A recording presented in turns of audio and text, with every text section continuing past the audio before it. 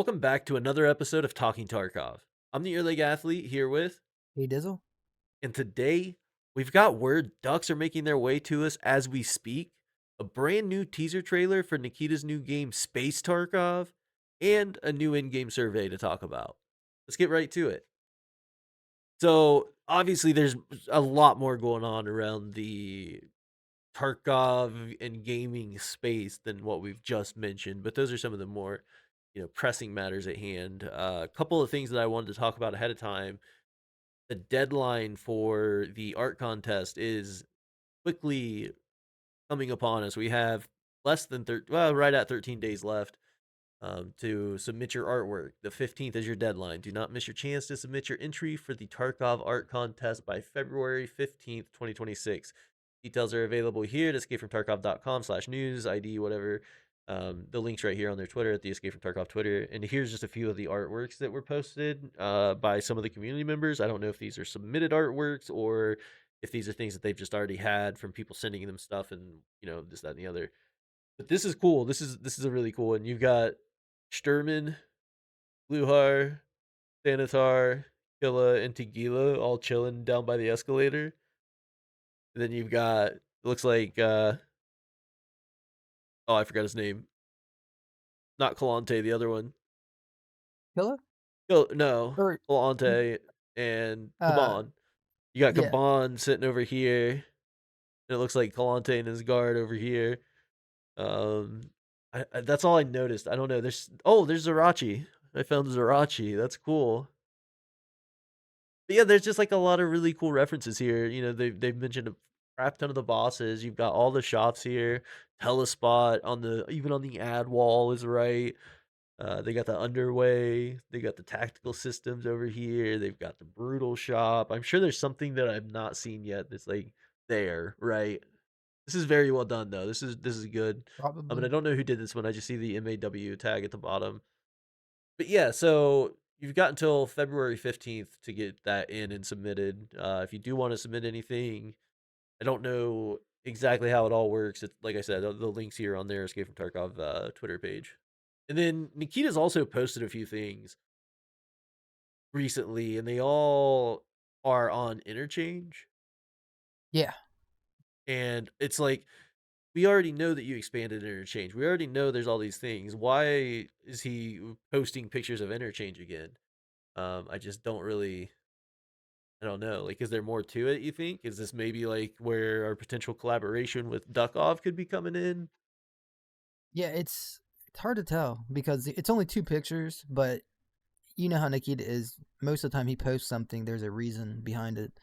And I really like the actual like people in the pictures are pretty like generic, like just normal like Tarkov stuff.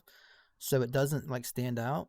So I felt like maybe he's trying to like, say something else in the pictures. That's why I thought maybe interchange itself was what he was trying to like put out there. Right. So I don't know. It's a weird one. If we get like a few more with interchange, then I'll be convinced it's definitely something like Right. with Some interchange. kind of tie in there, yeah. Right.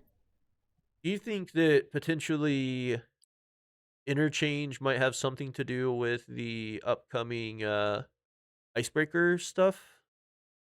I mean, There's some kind of like tie in there or some way to maybe interact with it and like we had to go to Shoreline to get to Labyrinth, right? Maybe we got to go to Interchange and hit a specific area and go through, whatever underground tunnel to get to whatever exit at some pier to go out on the icebreaker.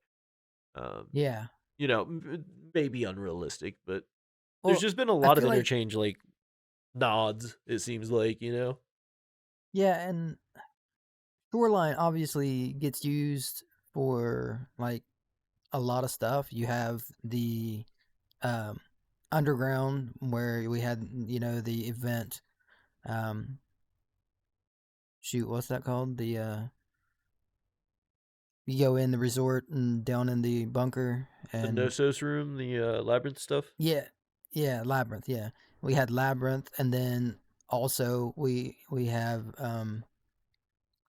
this wipe. We got the freaking my brain's blank right now. I can't think of the name of anything. Um, Terminal. We got Terminal, which is also connected to Shoreline. So Oh, it's like yeah, yeah. the last two expansions have both been on Shoreline, but for good reason. Right. Like It's a large Labyrinth could have map. been, It's well, it's like Labyrinth could have been anywhere, but obviously, Terminal was always on the coast of Shoreline there, so like that was, it had to be that way.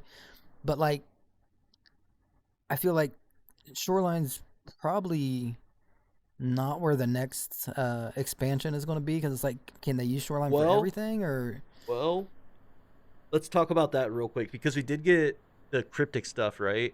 It was talking about like look at the stars or look to the lights Yeah, or whatever.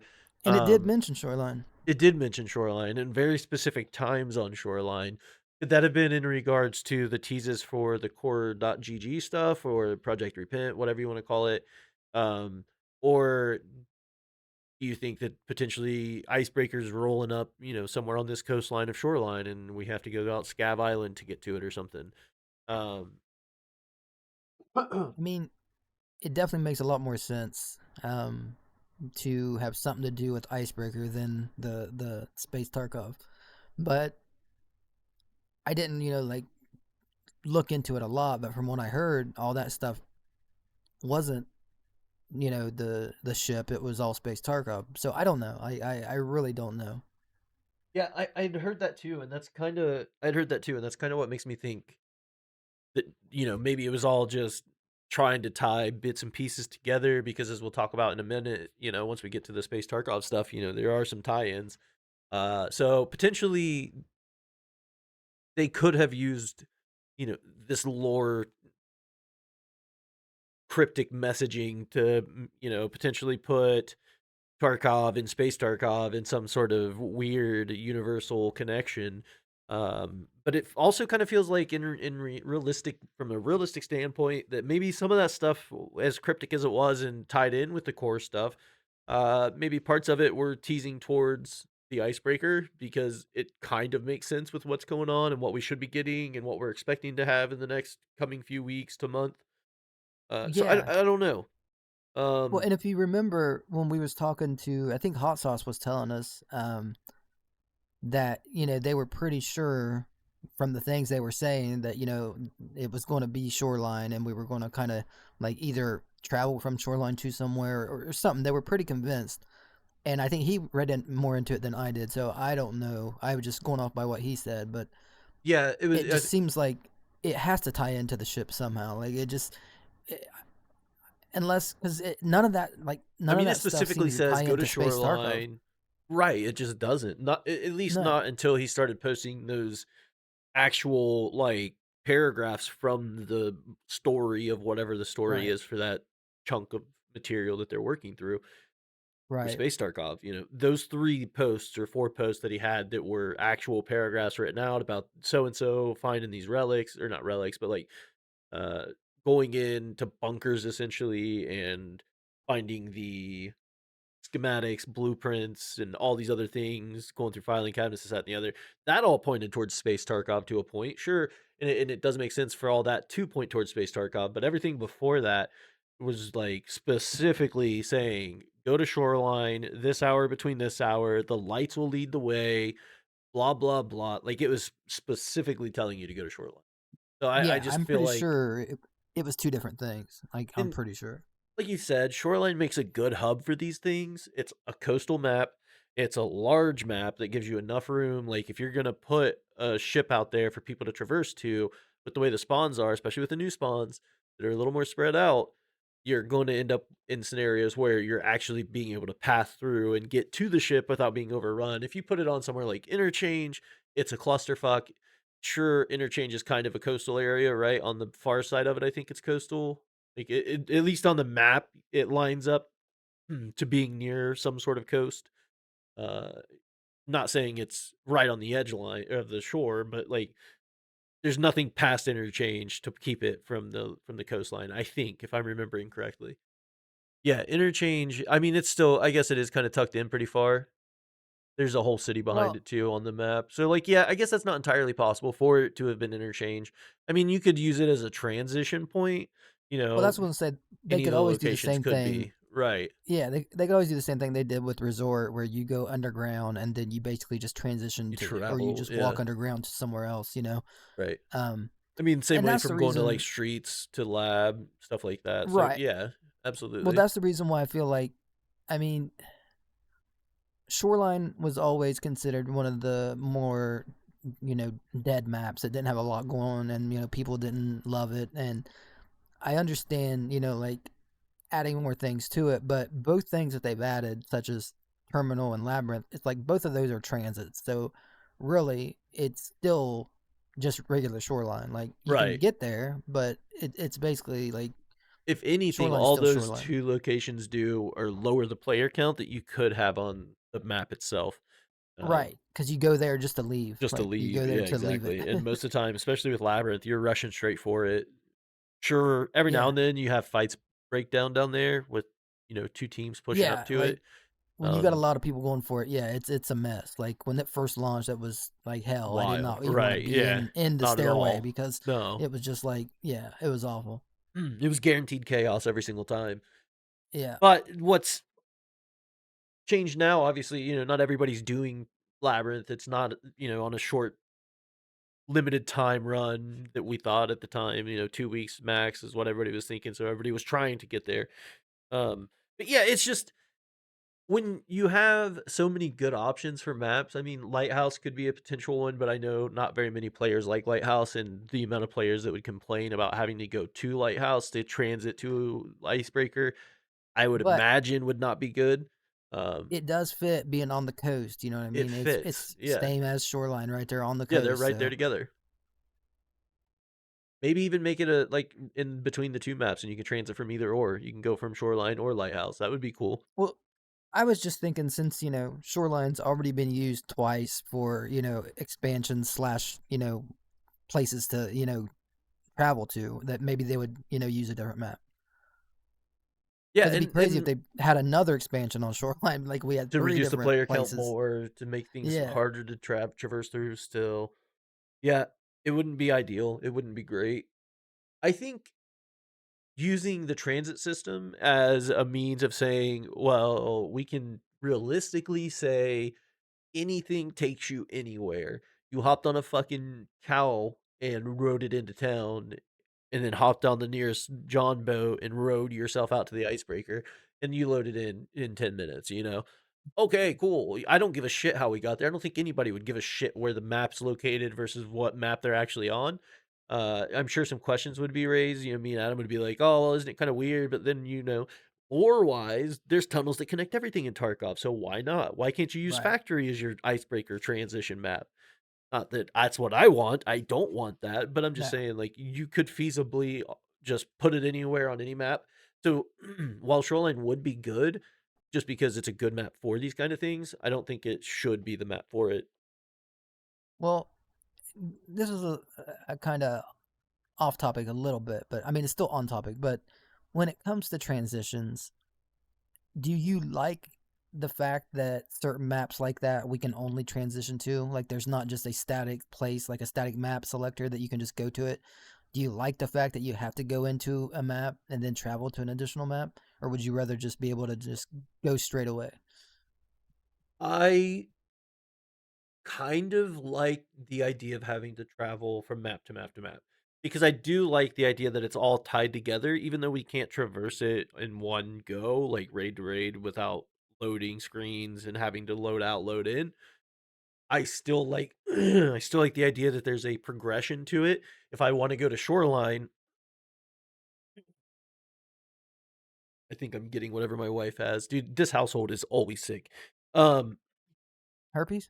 yeah, twice. Double herpes, dude. It's the worst. That house But sucks, dude. it does. Houses with herpes, don't buy them, guys. Just a lesson learned. But having to go from Shoreline and trying to go to Customs, I like the idea. Actually, that's bad because I can just go Shoreline to Customs. Going from Lighthouse and needing to go to Customs, it's kind of nice knowing I have only a couple options. I either go Shoreline and then from there to Customs, or I can go the opposite direction and go lighthouse to woods, and then from woods we can go. I think it's reserve or factory, and then from there you can go customs. So, I mean, it's kind of cool that you have to do those things to progress from map to map to map, and it makes tasks like the guide a little more interesting because there's more planning and plotting involved because you actually have to think about like I'm starting on Well, ground zero. I have to go ground zero, streets, the lab, streets, interchange, customs, the next woods, factory, to reserve, to this, to that, to this. So it's you actually have to plot a little bit. It's like, well, if I start on streets, I start streets, go street or go lab, come back out, go ground zero, come back out, and you just like, how do I avoid hitting streets so many times? And you end up going, oh well, we start yeah. labs, go streets, ground zero, then you got to go from ground zero, you got to go back to streets anyways, and it's just like, Well, like or you plot it to that's go the opposite direction. You start on lighthouse and you work your way backwards, or however you want to do it. But like, I like that. I do like that. But I could yeah, see some that's value. Sorry, this is my last piece. I could see some yeah, you're good. value, and I could see a lot of people enjoying the idea of like, well, I made it to the transit location, knowing that everything's interconnected and the map's all tied together in one form or another. I want to go from ground zero to shoreline. I want to go from ground zero to woods. Like that would be cool. I wouldn't be against it because then you can still progress in the natural order, the map layout, or not. I think having the option would be okay. Yeah, what I'm meaning though is the maps that don't have a selector, like the maps that you have to go to like one map to get to another map. Like you have to go to Shoreline if you want to get to Terminal, or you have to go to Shoreline if you want to get to Labyrinth. Oh, Like, you mean just make them their own selectable map location? yeah, I just mean, do you like the idea of having to Oh. go to certain maps to get to maps that aren't on the select screen? Like, there's only a couple, and I have a feeling they'll probably add more. And I just wondered, It like, seems like what do would you they like would that do mechanic? because they can like pack stuff into the maps without really Right, killing the map flow. I kind of don't honestly because it's just like okay, well, me and my 5 stack or 4 stack, Labyrinth is my example for this. Me and my group have decided it's time to run Labyrinth. And I suppose, just like in a real situation, and that's the thing with Tarkov, I always try to ground it in realism to a point. I understand some things are far fetched and, stretched for play value. But right, if you look at gameplay, it from yeah. a standpoint of like, I want to run this realistically, just like if I were in Tarkov, this is how I would have to do things. And some of that immersion gets broken because of loading screens and everything else. But in raid, it feels natural to have to go to the location, unlock the door, find the path in. Okay, well, we found the path. Now we can go to this place. I think doing that the first time, sure. But after that, I don't know. There's just two sides of it, right? I think the forced interaction of you need to push to this location, potentially have PvP fights, and then potentially lose party members. So your safety's not guaranteed before you load this, relatively hard event that we have in here, i.e. Labyrinth. So that adds value to the loop of getting in Labyrinth. You know what I mean? If that Yeah, makes sense. yeah. No, I see it both ways. Like, Yeah, I'm there's really a part torn. of me that likes it just for the story aspect, but then there's a part of me that hates it just for the gameplay aspect. It's like, Yeah. I've done this 50 times.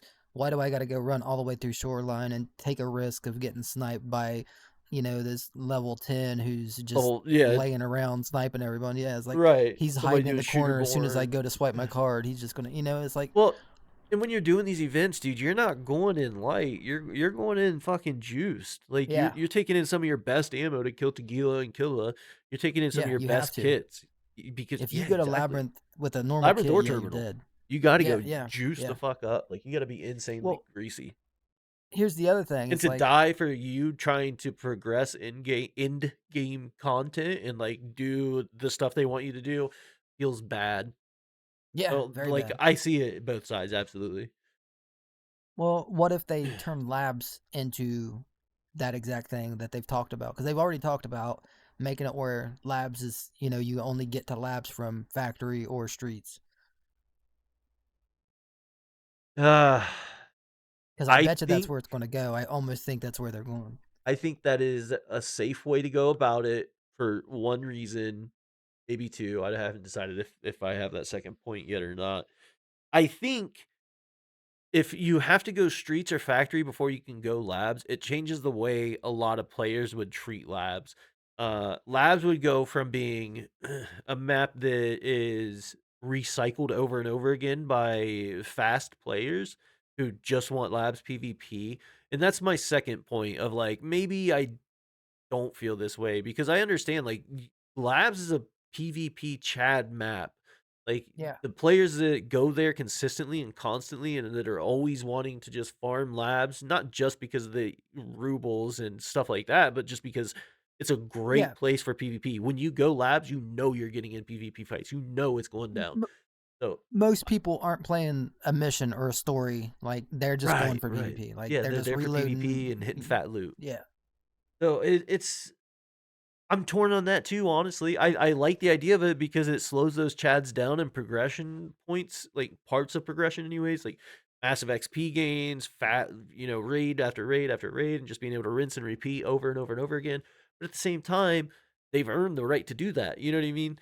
So 50 But 50 you on know how that one pissed too, man. off people would be if they did that. Like if they Oh made yeah, labs transit only, like the labs chads would go nuts. And I think and you so. know, rightfully, like rightfully so. You've been able to do it like this your whole like time playing Tarkov, and then all of a sudden you have to go to two of the harder maps, streets or factory, just to get in. Like that's because that means you have to run chad kits on factory, and we Right. all know how that goes. Like Yeah, you can it can have, it can turn sideways real quick yeah, factory raids that end in a minute because there's just people spawning everywhere. So everywhere and everybody's on top of it, you.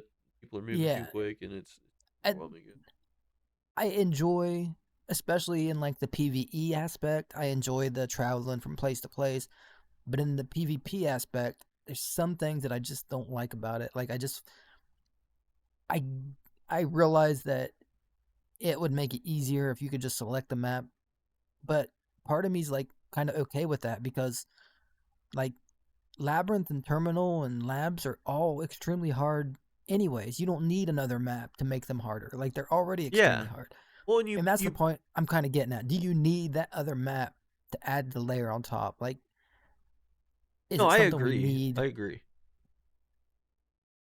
Because Anyways, it was off topic. It was just well, something I was yes and wondering no, like but it's a good point because it's one of those things that I would part of me obviously because I love PvP and I love the way these things go, but you also have to think too the people that are pushing Terminal, the people that are pushing Labyrinth, and I'll leave the Labs guys out of this because they're not in the same raid as like, Streets or Factory with potentially me or anybody else. But the ones that are pushing for Labyrinth and Shoreline or Terminal, they've already progressed to a pretty solid point in the game that they need these things.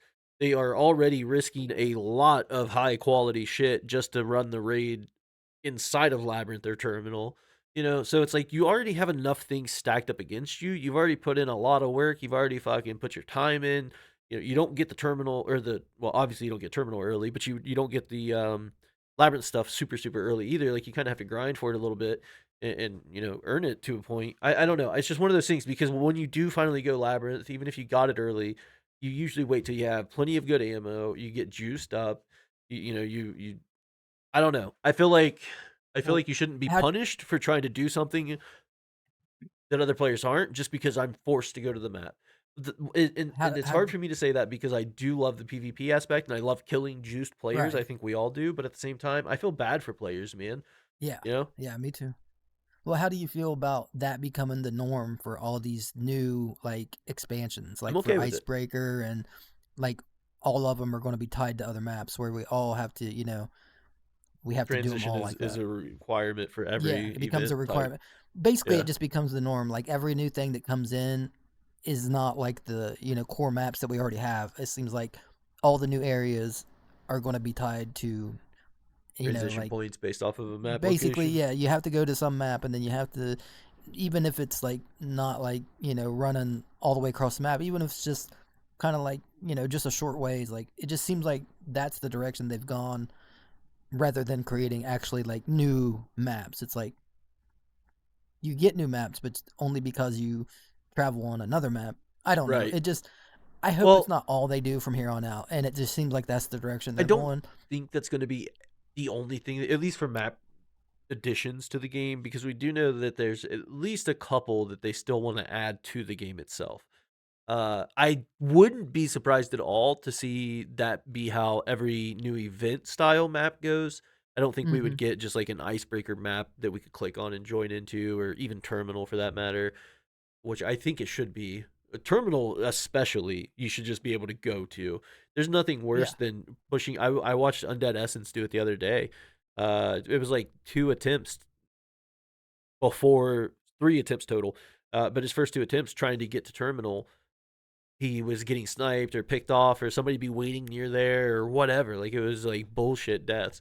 And it feels bad for that too. I mean, you've done everything right, you've done everything efficiently, you're at that point. You're doing something that most of the almost every other player on that map probably is not doing, and Yeah. you get killed because you wanted to go do the thing that the game needs Yeah. you to do. It forces you into Well, doing to complete the story and complete the game. Like, that's the worst thing. And I do understand. I completely understand the idea of terminal is connected to Shoreline. Okay, that's fine. But if that's the case, I should have to start at the same point for every raid and progress map to yeah. map to map to All map to maps are map. connected. Yeah. Yeah, Yeah. then everything needs to be connected. I should have to start on ground zero every raid, and if I need to go to Shoreline, I have to progress to Shoreline. I shouldn't be able to map select Shoreline. How am I just randomly dropping in? And sure, if we're gonna break into the whole, well, realistically, you're at your hideout, and your hideout's interconnected to all these other places, and this, that, and the other, and pathways to get here, pathways to get there. You're just working your way into the war zone type scenario stuff. Sure, but why is that not the same for Terminal? Why is that not the same for Labyrinth? Why is that not the same for these other Right. things when it could be? And that's all we're trying to say, I think, is that it could be as simple as just selecting a location on the overall map selecting screen and being able to Yeah. load into that instead Nothing of different about these maps. Nothing. uh, Absolutely nothing different. Like size, they've right? Like, they're they've smaller just for the most added a part. new mechanic. Yeah, they've added a new mechanic to where you basically you have to go to a choke point on a map and risk, you know, basically fighting from a map that you're not even trying to go to. You have to risk fighting from there to get to where you want to go. And like I said, it just puts you in a choke point because there's a certain place you have to go, and people know you're going to be there because there's only one way to get there. So it's like Well, that's the other thing. everybody, yeah, it adds a little bit of cheesiness that I don't like. It's like Yeah, maybe if there I were agree. more ways to do it, like Yeah. more openings, like more doors to get to labyrinth, or Well, more areas that you could go over to. It just, if we want to be I don't more know, man. accurate, everything's interconnected, right? I think each map should have an access point. Yeah, you would think. If not, a Well, couple maps have multiple access points. Shoreline wants to be an access point. Sure, you got resort, you got power station, you've got weather station, you've got cottages. You have plenty of places you could just put a fucking door into a basement and say, "Here it is." And if you would just consider the idea again, everything being connected, we have all these tunnels that Terror Group's built, and Labyrinth is connected through these tunnels. So realistically, Woods could be a transit point for Labyrinth. It's right. just it doesn't make sense to lock it into one map.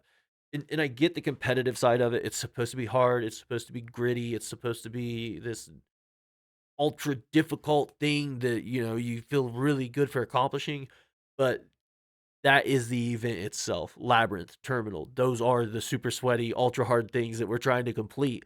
And it's just unfair. I know I don't like using that word in Tarkov because fairness is fucked in Tarkov, right? Yeah, But yeah, it's very unfair, and it's very disappointing and disheartening and discouraging when you have to load a map just to run and potentially die with your juiced up kit that you've saved for so long. You've stacked up so much SSA AP, you've stacked up so much good ammo for this, that, or the other, and you lose it all to some fucking wiener sitting with a shotgun outside of a resort. right. It's just not a good look, I don't think. And it's not a bad mechanic. I think it's a really cool mechanic. I just think it needs, like you said, more accessibility Well, yeah, that's the thing. If they or just, a map select. the more I play Tarkov, the more I get frustrated with not necessarily with the game because it's What are supposed the to be hard, choices? but with things with choices that I'm just like, it doesn't have to be that. Like Tarkov makes it extremely difficult, but it doesn't have to make it that difficult. Right. Like there could be 2 ways to get to Labyrinth. There could be Sure. 2 ways to get to Terminal, and it could completely fit in with everything else. Like, all they got to do is just add another transit somewhere. Like it's possible, and I almost feel like Tarkov hurts itself sometimes by going too hard on things. Like a cool mechanic that It's is just unnecessarily difficult for what you're right, because it's a doing. cool mechanic. It's It a is. really cool mechanic, Absolutely. but I feel like it would be cooler if more times people would successfully be able to get to those places instead of always, running into people where, at least adding one more spot, would make it a little bit better. It's still hard, it's still difficult, but I feel like the gameplay would be smoother, people would be less frustrated. And I think Tarkov locks itself in these like one-offs sometimes where it thinks it has to be one way only, and it's like Right. I think the game would be better if it would just lighten up a little bit, be a little make it a little Sure. easier.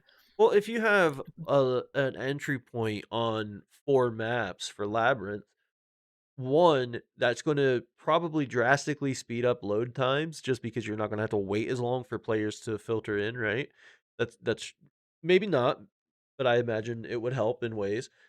2, it takes the congestion off of that one map, and the players that are trying to go to Labyrinth aren't getting run down by every other player trying to go do Labyrinth. Or, you don't have these massive congestion points where half the lobby dies in the underground because they all ran into each other there. And I've seen this happen before. 1, 2, 3 people maybe survive out of this entire fucking huge team fight that happens down there. There's gear everywhere. There's loot laying all over the place. The door's not even unlocked yet, and it's just like so many people lose that character and lose that run and didn't even get to like transit to Labyrinth. And it's just if you would just add additional spawn options or transit options, it's Well, like just even on the same map, like even on yeah, Shoreline, if yeah, Shoreline had 2 different transits to get to Labyrinth, yeah. it's That like would it be just huge takes away too. that choke point. Absolutely, It takes yeah. because you know Now it's a guessing game. anybody can camp that one spot and get kills if they want. I don't play like that because I don't want to ruin people's day like that. But if you wanted to, you could. You could sit there and camp that all day long and probably kill every raid at least a couple people. Like that's just the way it Sure. is. And unfortunately, I think it's too easy sometimes for people who want to do that to do it. It's like give us normal players who don't want to just sit there and camp, give us a second alternative or something. You know what I mean? I don't know. And like I said, I see both sides. Like I Sure. understand the excitement of having one way in, one way, to do it, and you have to take that risk of yeah, someone could be there to camp you. That's Tarkov, but at the same time, I feel like it don't have to always be Tarkov. Tarkov can be the other thing sometimes, where hey, you have 2 ways. It's still Yeah, extremely yeah. difficult. You're still probably going to die, but you do have a chance to at least get there a little easier. I don't know. Yeah, I mean, the difficulty of the locations that you're transiting to should be the difficulty spike. That should be Yeah. the hard task. It shouldn't be, well, if we get there, all right, do we have enough ammo left over after the team fight that we barely Right. won? Do we have meds left over? Okay, well, yeah, I brought a Grizzly and I brought a Salewa and I brought this and I brought this because I assume this. Sure. So now I'm just down to my Grizzly because I just fought 3 different teams trying to get into Terminal or not even Terminal Labyrinth, whatever. It's just, it's overwhelming Yeah. Either sometimes, and one. I've been in those positions where I've burned through my ammo or I've burned through my meds before I even load into Labyrinth, or too many of our teammates have died and I have to reset out to get the team back up because I'm not going in Labyrinth solo, or even if I do, like, now my teammates waiting on me, if 2 or 3 people just sitting there like, "Oh, how's it going?" And that's not fun for them, so of course I'm gonna get out with some of their stuff, their ammo, because obviously we don't wanna lose that, reset the fight, and try again. And while I understand that is Tarkov to a point, but like you said, it doesn't have to be. It just doesn't have No, it to doesn't be. have to be. And Tarkov it's doesn't have to absurd. be like that. It's when it's already absurdly difficult, it just doesn't make sense to add an additional difficulty spike on top of it. Especially when there's easy fixes, like you said, option A and potentially the best option. Uh, After having the conversation, I think we both lean a little more towards the map select would Yeah, be yeah, fine. That would be like yeah. an Map ideal select is situation, and leave the transit as an option. If players decide while they're in yeah. raid You they want get to extra go, experience. sure, You get extra yeah, rewards if you want to do that. You absolutely, get plus 50% extra XP. It's a reason to do it. It gives you a right, reason to actually do it. But having more than one choke point also makes it where people who do want to camp, they're not going to do it near as much because they don't know if you're going to the other Right. Is it entrance. It's A like or they're is not it going to B? sit there all raid, right?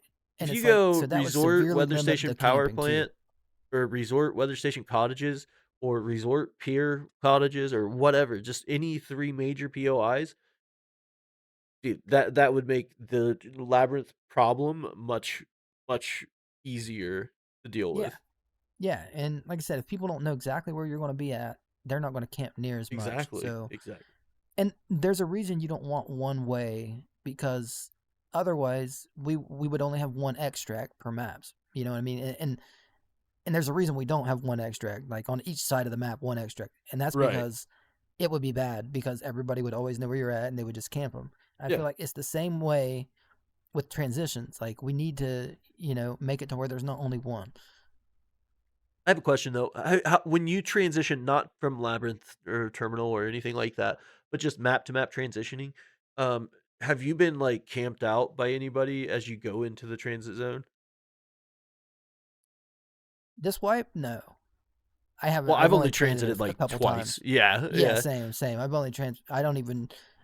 I don't think I've But even just like in general, done like, maybe two maps or something. But yeah, I know I've transited from like uh factory to woods, and obviously the beginning of the wipe we had to transit because you had to. But besides that, no, I haven't. I have not been camped out.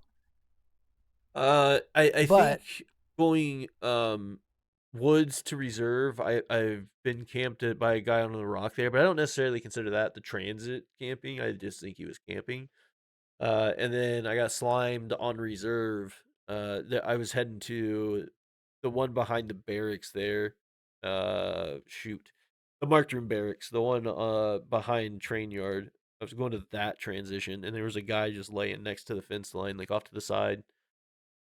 And I ran uh, up and I saw a body laying there, and I started looting it, and he killed me. I was like, "What the fuck?"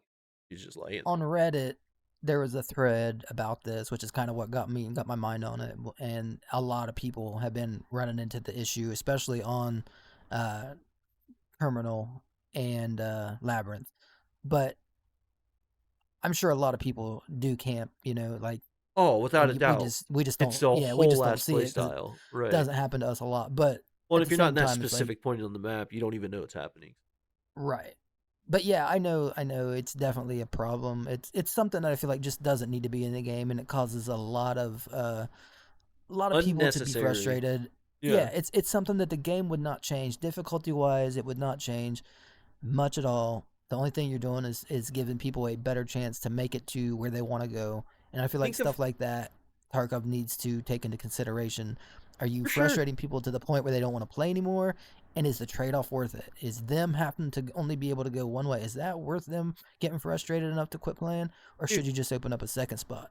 exactly. Because think about like players love Labyrinth. The players that get to run it and are capable of running it and run it, they love it. We all love Labyrinth. Think about how the player base would feel about Labyrinth if it was easy to access. Like Yeah, if we could yeah, it'd actually be have multiple so spawn much in better. points or transit locations, or if we could just select it on the map, like it would drastically raise how people feel about Labyrinth. And it Well, would deal away, like you said, with the camping and all the other nonsense. It would let people actually do the event and run the thing that they're loading in to do.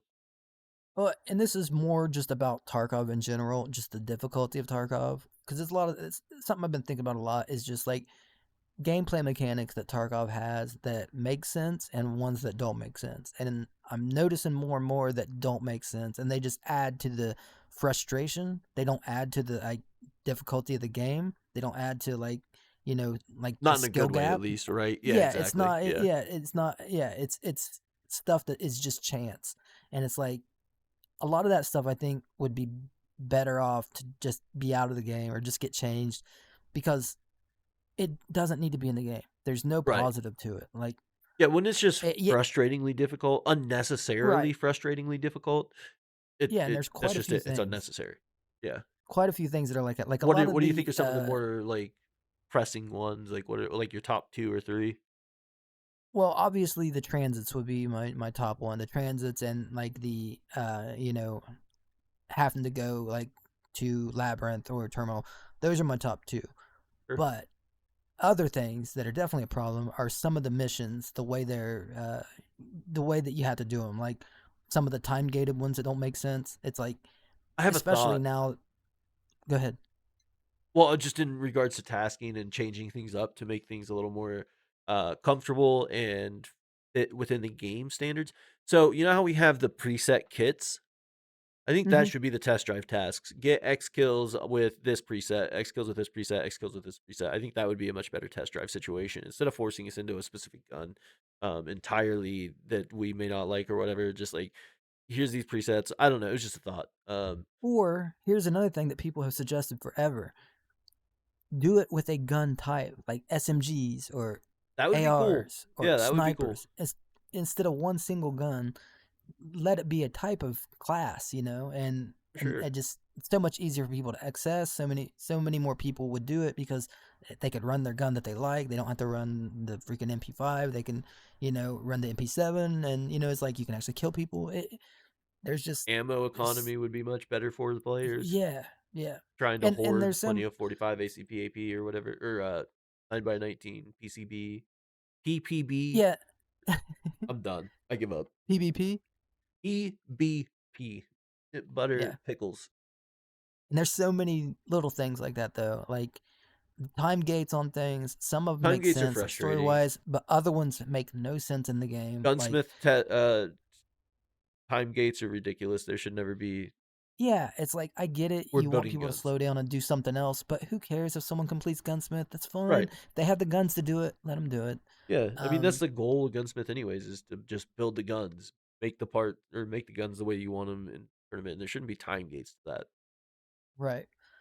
But yeah, it's just like I said. Like one day we might have to do an episode just about what we think should be, Changes that looked could at be again, made and that, yeah. yeah, things that would just make the game smoother, less frustrating, but still keep the identity of Tarkov. How do you feel about Tarkov seeming more and more as more and more updates happen and more things keep popping off, the lack of need for NVGs due to like gamma boosting and stuff like that? Do you think there's any way that Tarkov could potentially move away from being able to do that, or like a way they could lock players out of being able to do that? Because it kind of breaks the immersion when you're dying on a night raid to a guy with just a Mosin, no nods, no helmet, no nothing, just sitting there, and he can see like it's daylight. If we're in it just sparked my mind when we started talking about things that could be looked at again and potentially changed. Do you think that they could do like a post FX overhaul or a rework to the Well, graphical setting side to where it would they be harder to gamma boost? they did it once already. They got rid of the Nvidia post effects because that's what used to be in the game was That's everybody would just true. use the Yeah. Nvidia control panel or it wasn't Nvidia control panel. It was shoot, what was that app that everyone uses? Um, but there was one that they already banned because people were doing it. Um, I don't find it to be too much of a problem. I think right now it's an issue because of wintertime, because at night where it's snow, everything's brighter. Already brighter. Like Yeah. you can see players so much easier at night.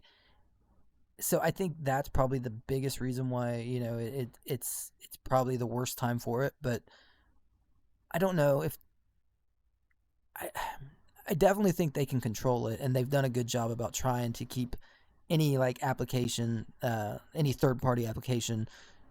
They've basically been able to ban it before, so I don't see why they couldn't ban anything that's giving someone an edge now. Um, Do you think they'd but go yeah, as I just far as to ban NVIDIA control panel from being able to it, be accessed within the game, or do you think it could be something that they? Yeah, I guess you would have to ban the software, but I don't know if yeah, they I'm would trying to ban think. NVIDIA software, right? I mean, They did before. It was an Nvidia app that they banned. But there was also another one. They banned a couple. There was one people used to use all the time, and it got banned. like I know my color settings specifically because of my color blindness and my eyes and my monitors, blah blah blah. We've already gotten into all this, but because of the way I see things, my color settings at nighttime. If I turn my NVGs off, I can see everything. It's not bright as day, but I can make things out plain. I can see things. I can see into like the dark areas and stuff. The shadows are brightened up a good bit. So I just never run my NVGs off. If it's nighttime, I run Oh, NVGs because I want the immersion there. And I can understand the appeal to some players wanting to be able to play night raids without having to have expensive NVGs on or run the monocle or something because they can't get nicer NVG. So like there's definitely something there. It's just I don't like killing people or dying to people who are in there as bare bone as it gets and they're playing like it's daytime. Like that just breaks it entirely for me. And I'm a really big aesthetic person, especially for night raids. So it's just like one of those things that I sure it's a bitch or it's something I'm bitching about, but I don't know if it's necessarily game breaking, right? It kind of is to a point, especially with Yeah. cultists and stuff being in the game and them supposed to be something hard to find and hard to fight when you can just point them out in broad daylight, even though it's fucking midnight. It's just it feels wrong. It just doesn't feel right. Oh, well, here it is. It's Reshade and NVIDIA Oh, Freestyle. Because there was a thing called NVIDIA Freestyle filters and Reshade, and both of them were banned. okay. Because they I could make everything like daylight, like yeah. basically daylight all the time. And they did, Tarkov did ban them. You cannot run either one of those in Tarkov. Say I remember Reshade. I didn't know about the Tarkov freestyle or Nvidia freestyle. Yeah, Freestyle was built into the Tarkov, or built into the NVIDIA app, and Yeah. then basically part of the GeForce experience, and NVIDIA ended up making it like a per game thing because a lot of games were getting upset. So games could basically make it where you couldn't run it, and they did that, and then they just straight up banned Reshade. Yeah, which is fair. Yeah, If fair, definitely fair. you People use were Reshade for cheating all the time in other games too. right, if you were to ban NVIDIA control panel, would that screw up everyone's color settings that are dialed Yeah, in, or they couldn't ban NVIDIA control panel. That's it yeah, because that's your desktop.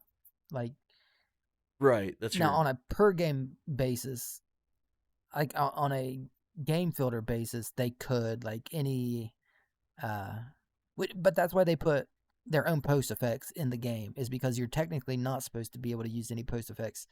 But outside of their like own, you yeah, said, right, the Nvidia ones unfortunately are just baked your in. desktop Their settings, and necessity, it's like, yeah, yeah, it's can't like, really mess with that. unfortunately people can use it for an advantage. Like I keep my screen dark. Like I've never tried to once like get a lighting edge, and I never will. Like I I'm don't fine with things being dark. look If it's supposed to be dark, I want it to be dark. You know Yeah, what I mean? yeah, same here. I don't look at what I do as a lighting advantage because it probably is, right? Like, sure, I've got things brighter than they're supposed to be, but not so much that it makes a huge like difference in Right. daytime raids.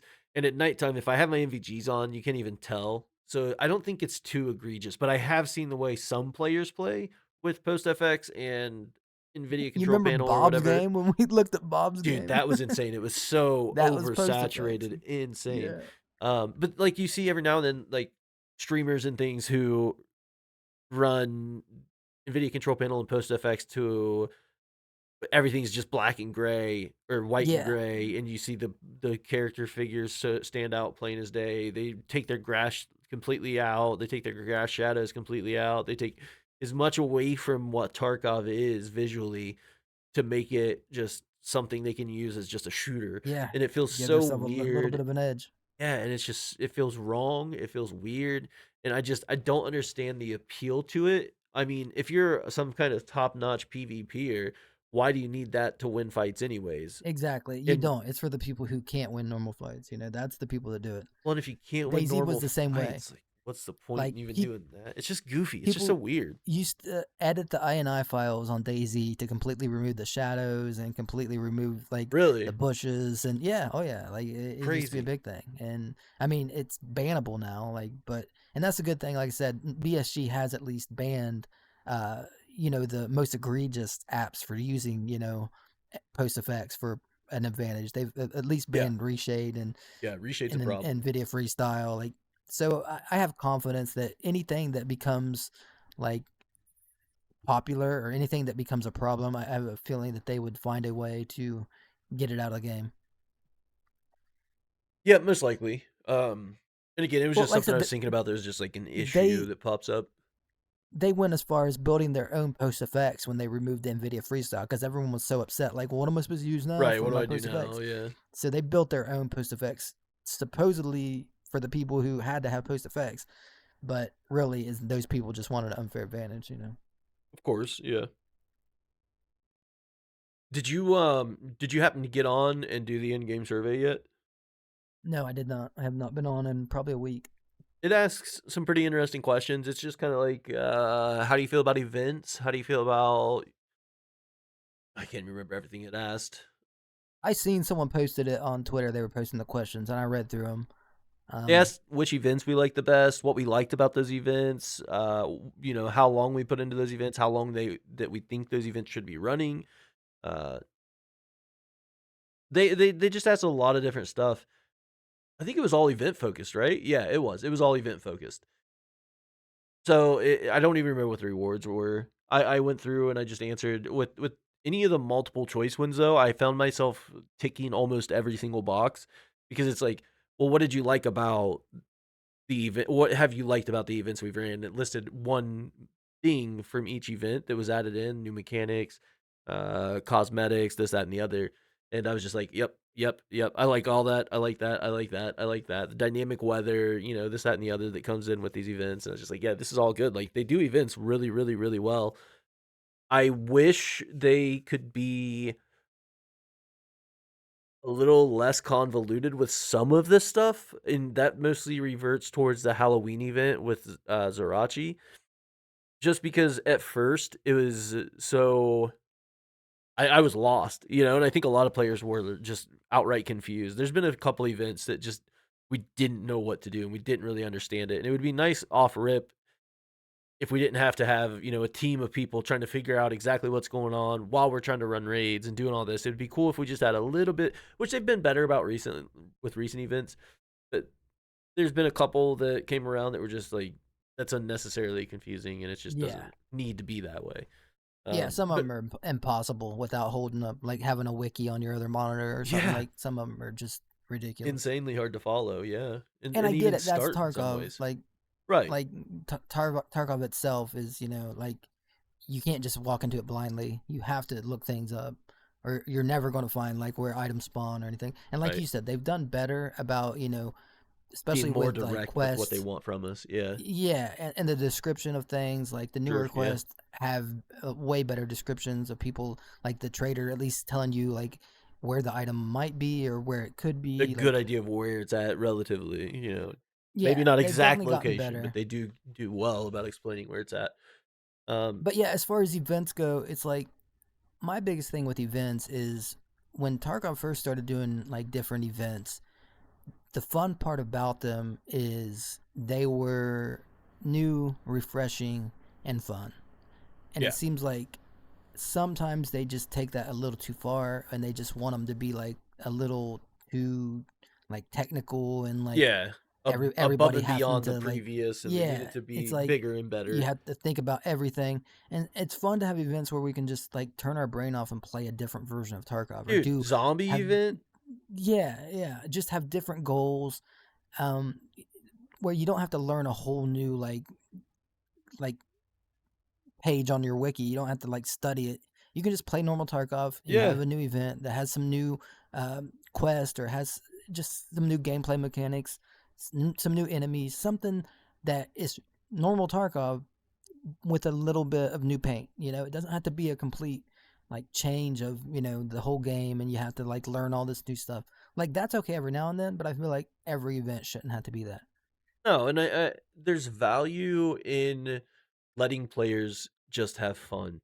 We Yeah, don't like we appreciate and we enjoy, we love all the events that have been put together. I don't have anything super negative to say about any one event in particular. I just don't think there's anything wrong with just letting us sometimes get those events like the zombie event. Not much to it. Quest line was straightforward. Do this, do that, do this, do that.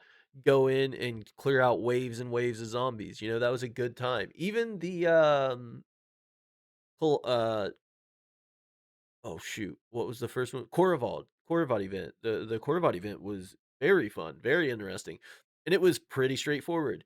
You have to go, you have to sit there, put the fuel in the generator. Once the generator stops playing the music, you should probably refill it, and you get a little ding when you've completed that subtask, and then it's on to the next location. So it was just like it was straightforward. It was cut and dry, and it was yeah. Even enough the of an mortar event. Dude, the mortar event was a blast, and it was, Yeah, yeah, it again, was cut and fun. dry, straightforward. It wasn't super It crazy. It was wasn't cool. super in depth. Easy New to gameplay track. mechanics. You Yeah. got, these scavs that are calling in these mortars, and it just like it was enough there to be an event without the all the new like stuff that you have no idea what it is, and you got to find like 50 different things that are all in all these like Right. hidden spots. It's like people get sick of having to like just sit there and wait on Work someone to towards find out where progression. stuff's Yeah. at. Yeah, it's like because that's what most people do. They wait for someone else to find it, then they log on to social media, they find out where those people found it, and then they just go They grab go it. do it It just themselves. becomes, yeah, it's just That's no over and way over. for It becomes, community events to be ran. Community events should yeah, be letting the community experience the thing. And not every event has to be some bell and whistled out monstrosity of the best, newest possible thing we can think of that's this page turning thriller with so many twists and turns. We don't need that for every event, man. We're Tarkov players. We're yeah, pretty simple. Give us something that breaks up the monotonous grind of Tarkov as much as I love it. Give us something that breaks it up a bit. Give us something that just lets us go mindless here in not every single event, but just here and there. Just drip yeah, feed us a little bit of extra stuff that's just fun content. yeah, I mean, I know people bitch and complain about the hardcore wipe, but that was some of the most fun I've had, and I know that a lot of the people in our community have had just playing Tarkov. And the only things yeah. that changed Some were of the the way we played changes, Tarkov. Like, sure, not the best event ever, but pretty solid overall, and it was fun. It was just Tarkov, but different. yeah, What yeah. were you saying in some of the And like I said, changes? well, I was just gonna say some of the changes were like just awesome. The ammo in the secure container change and the meds in the secure container change. I love that.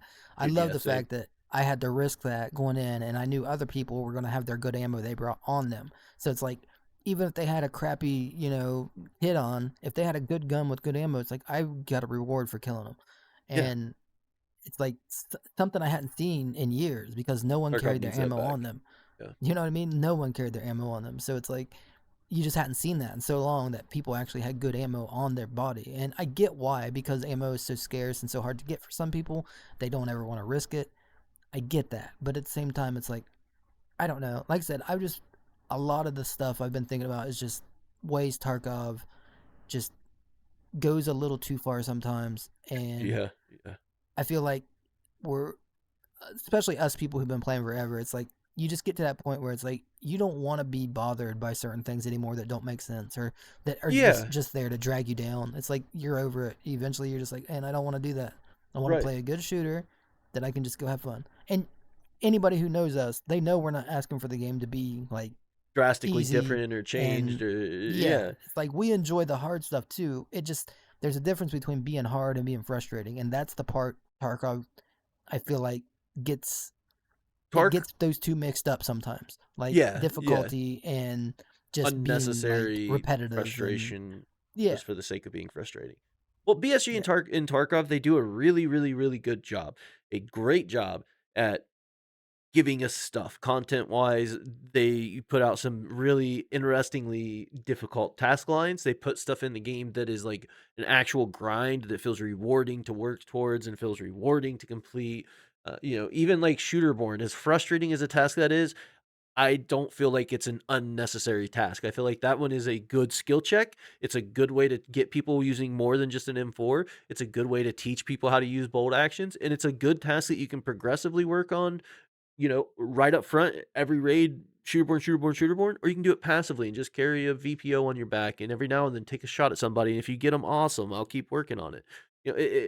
It's one of those tasks that feels necessary for player progression. Maybe it doesn't make the most sense, like, oh, why do I have to do this on every map? Blah, blah, blah, blah, blah. But I think it's a good player progression. It's a good skill check for players. I think it teaches them something valuable. Um, and then there's tasks that are just monotonous and overly complicated for the sake of just being frustrating, I think. right. So they do kind Well, of need to like find that balance.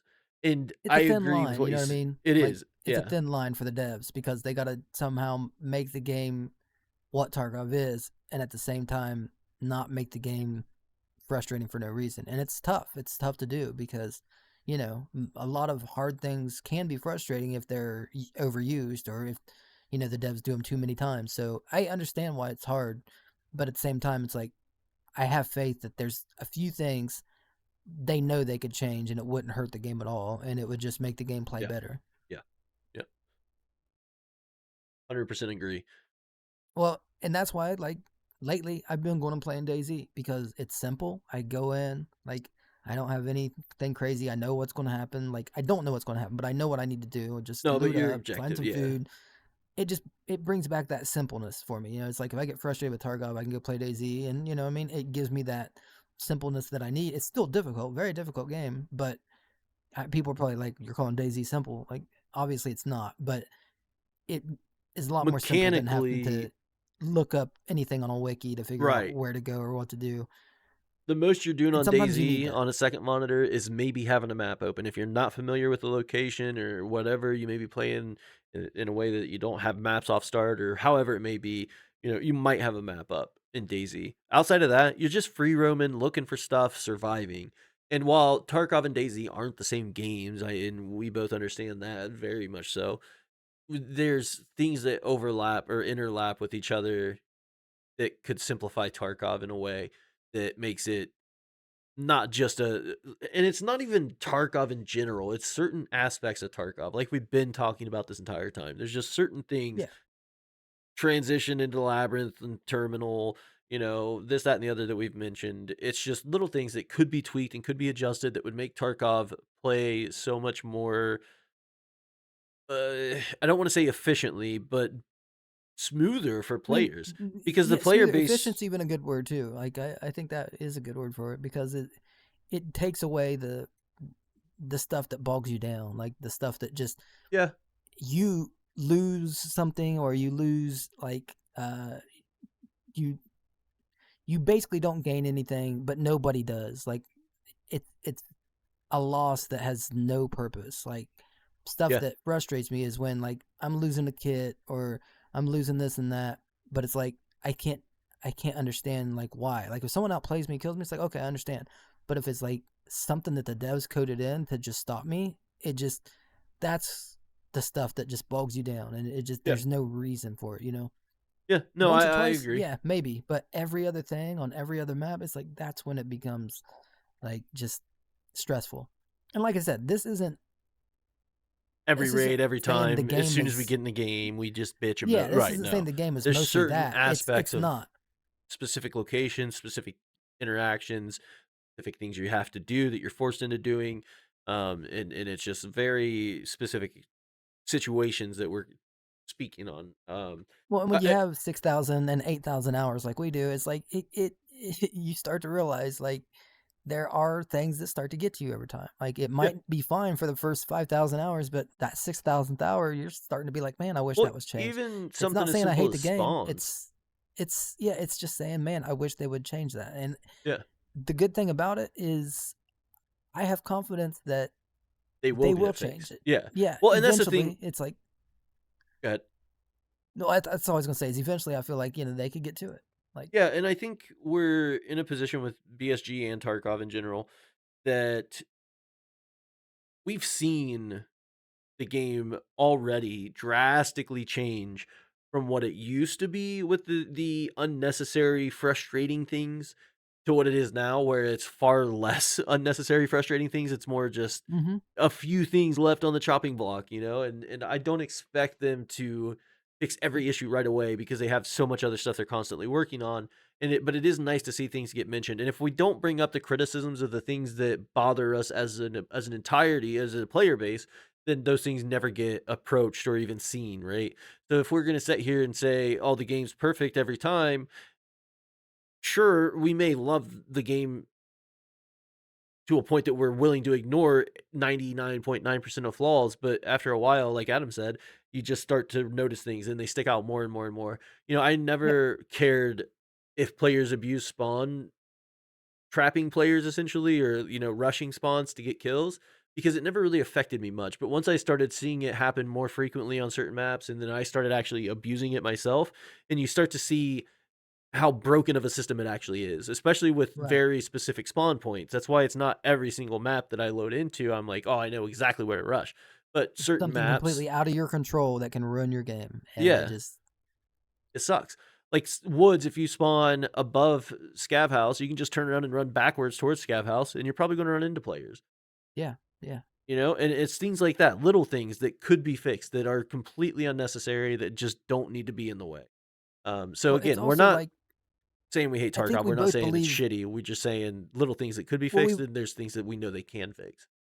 and we think it'd make the game better. Like that's the main Yeah, reason that is we that think is. it would just make the game better. It would retain more of a player base because a lot less people get frustrated. And obviously, it's not a huge problem, but it's still a problem, and it's still something that even though we don't talk about it often, sometimes I think it's worth mentioning. It is. It is. I think those criticisms are healthy. I think it's good to get those things out. Um, Well, and I almost think Nikita and some of the devs would agree with us. And it's probably just stuff that's, over time hasn't been the most important thing. So they just haven't got to it yet. And Tarkov has changed enough over the years that I believe they are definitely willing to change the game for the better. Absolutely, I agree, man. I don't think it's any crazy. I think that there's also a big difference in just bitching about Tarkov being hard, this, that, and the other, and recognizing mistakes, errors, and criticisms that are worthwhile to Yeah. mention. I know that Adam despises Tarkov. He burnt all copies of his physical edition Tarkov PlayStation Yeah. 6s he Yeah. has. Yep. But, I come from a place of love with this. I want to see, in all seriousness, me and Adam both, we love Tarkov. Obviously, we love Tarkov.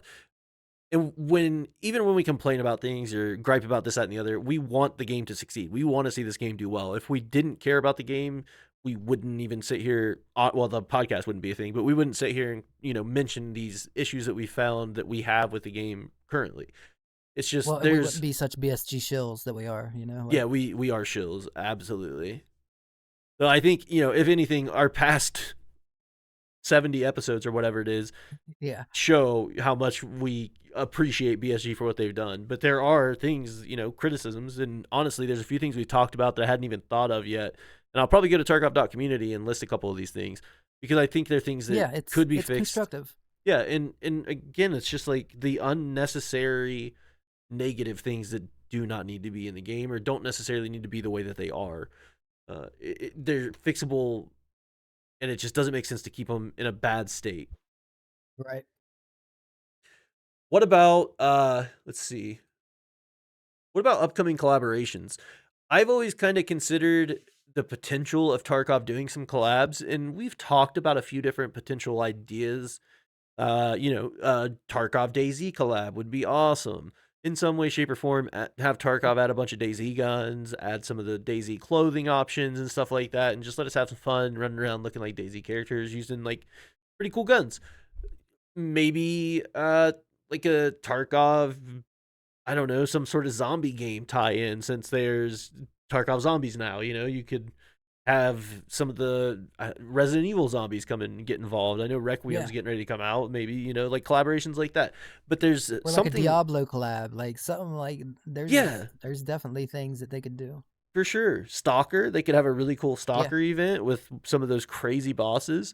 But instead, there's something coming that is completely out of left field. But I guess it's not technically because they're like one Yeah. and the same Yeah. more or less. But at the same Yeah. They're time, they're the art already related. styles, the gameplay, the way it all breaks down are two completely opposite games. While they are so closely connected and so closely the same, they are also very, very different.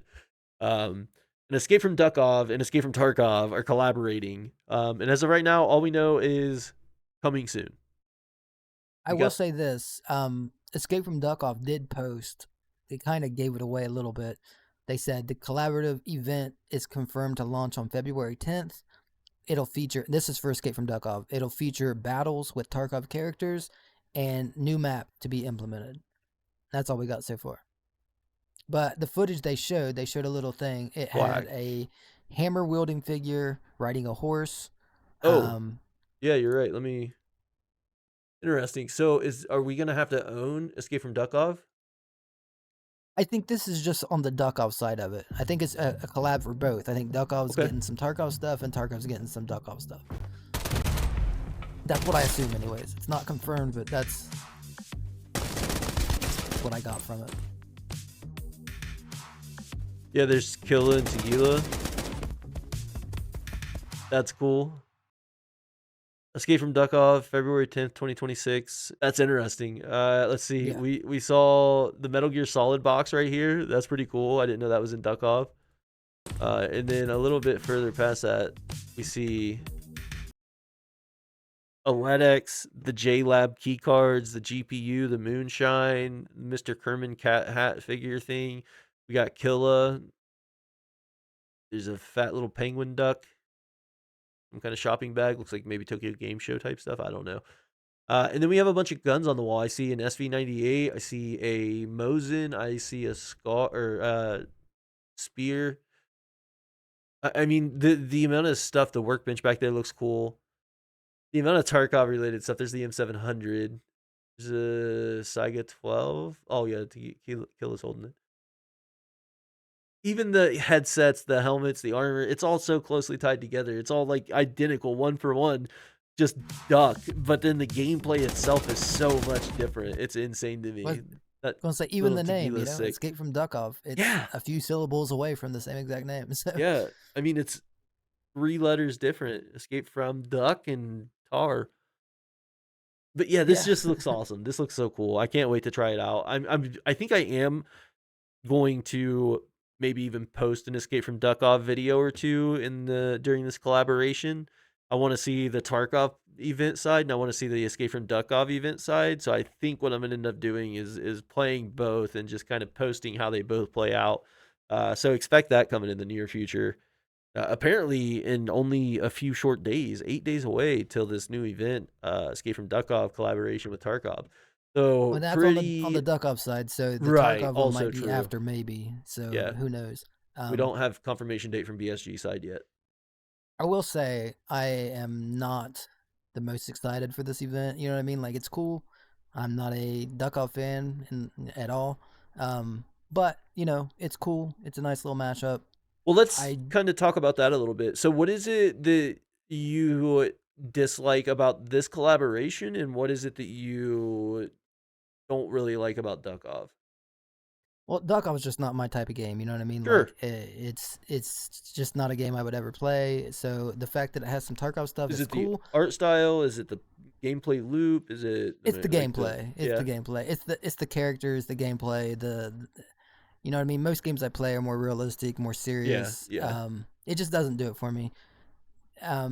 But like I said, I do understand the need of some people to have a game that's not as hardcore as Tarkov, and this gives them a way to experience Tarkov in a not so hardcore way, in a more fun way. So I get it, but at the same time, like I said, I would have been fine without them ever actually collaborating. It No, just I doesn't do agree. anything for I me. get it. Well, it also takes Tarkov from this ultra realistic survival, like almost horror FPS game. In we don't know what the event is. We don't know how it's going to run. But there is this worry of too goofy, too cutesy, too Yeah. animated, and too fake, too Well, not gritty, just like not e- what Tarkov is. And just even like, that though, are they going to work well in a collaboration? Or is it even purely just that, because they're the same? if they do it that way and they make it like that, even that, it's like I'm 100% okay with it, because like that's the whole point of having collaborations, is giving you the ability to completely change your game up for a little bit. Yeah. And I'm okay with it. I just am not interested in it. You know what I mean? Like Yeah. this one's just not for me. But you know what? The next one might be for me. So that's the way I look at it. If they ever did a Daisy one, I would want them to have the creative ability to just do whatever they want, like without the community being upset. Right. Like, oh, I don't Right. like Daisy. I don't want you to put that in there. Even though I don't like this, I'm not gonna be upset about it. People that do like it, No, more power to them. I think it has potential to be really cool also. I Yeah, think and it's that probably gonna be a short time too. It's right. probably not gonna Yeah, be probably very like a long. 2 week type situation. I think it's just one of those Yeah. things that while it may throw off the balance and it may make things kind of goofy for a little while, I mean, I didn't have any issue getting into zombies, and in Tarkov, zombies was like it's the furthest thing from Yeah. realistically happening, right? Like it was just so far left field, so I mean, they unexpected and did just good. opposite. They did a good job with it, but They at the same well, time, they it's did like good tying it into labs, like having them come yeah, from how it labs all from came like to a be, yeah, yeah, like a scientist messed up some like injector, and like they had a good right. tie-in, but still, it was as unrealistic as Immersion-wise, it's Tarkov just had not ever there. been. Yeah, and Yeah, it while I enjoyed the event, it just didn't feel like I was playing Tarkov, you know what I mean? And I right. like playing Tarkov, I love playing Tarkov, I love the feeling I get from Tarkov, and I just hope that Duckov, even no matter how it changes, uh, visually, I hope that it doesn't take away from how I play Tarkov. I hope I'm not sitting there like bouncing around with ducks and just being goofy. You know what I mean? And sure, I get it. It's a collaboration. It's meant to be a little extra, a little over the top. But at the same time, I don't know. I'm on the fence, honestly. Until we see more, I'm on the fence. Uh, and like you Well, said, maybe this event's just not for us. Maybe it's not the event we yeah, want. But yeah, at the same time, it's one of those things. While I may not like it, I'm still going to check it out. I'm still going to play it. yeah. I'm still going to have my fun with it.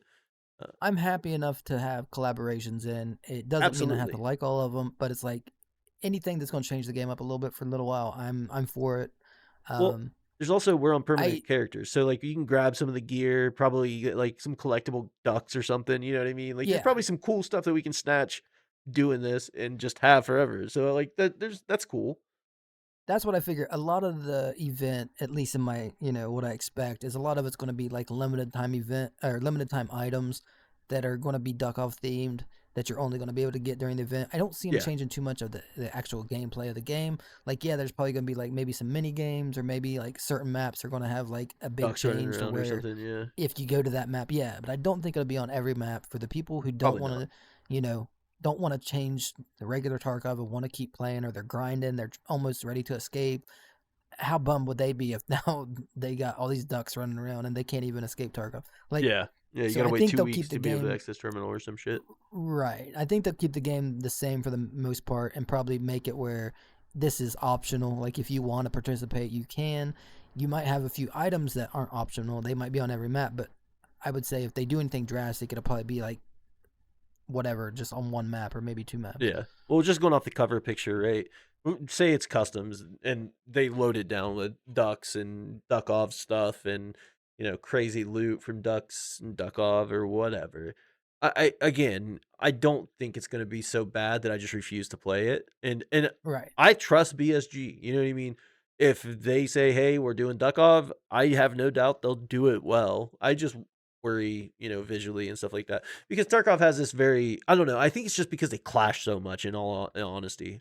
I think with Tarkov and Duckov being exactly the same, but yet so far disconnected visually and mechanically and gameplay and everything else, it's just a weird clash. And until I see it, I just don't know how I feel about it.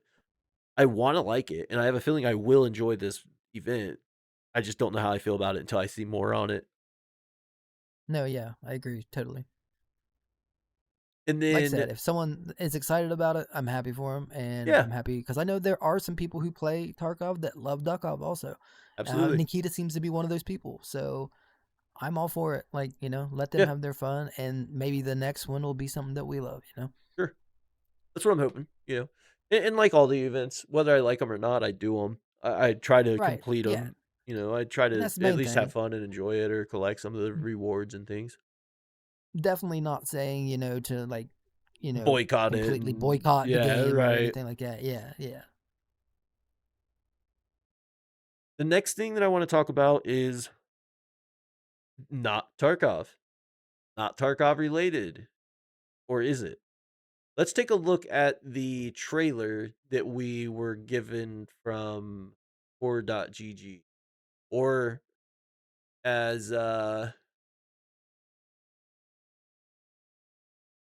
as it's being known right now as Space Tarkov. So we got a minute and a half long video short trailer that we're gonna watch real quick, and once it's over, we'll kind of go over it. Or do you want to break down things as we see them, just so we can get through it? We'll break it down as we go. Whatever. Yeah, I was gonna say it's totally up to you. Open this on YouTube, full screen, quality 2160, restart, perfect. And that. Share the screen with Adam so he can see what's happening. I was gonna say I got it up on my end if you don't want to Oh, share, but yeah, that's fine. Either way. So as we first start to enter in, Adam noticed this right away.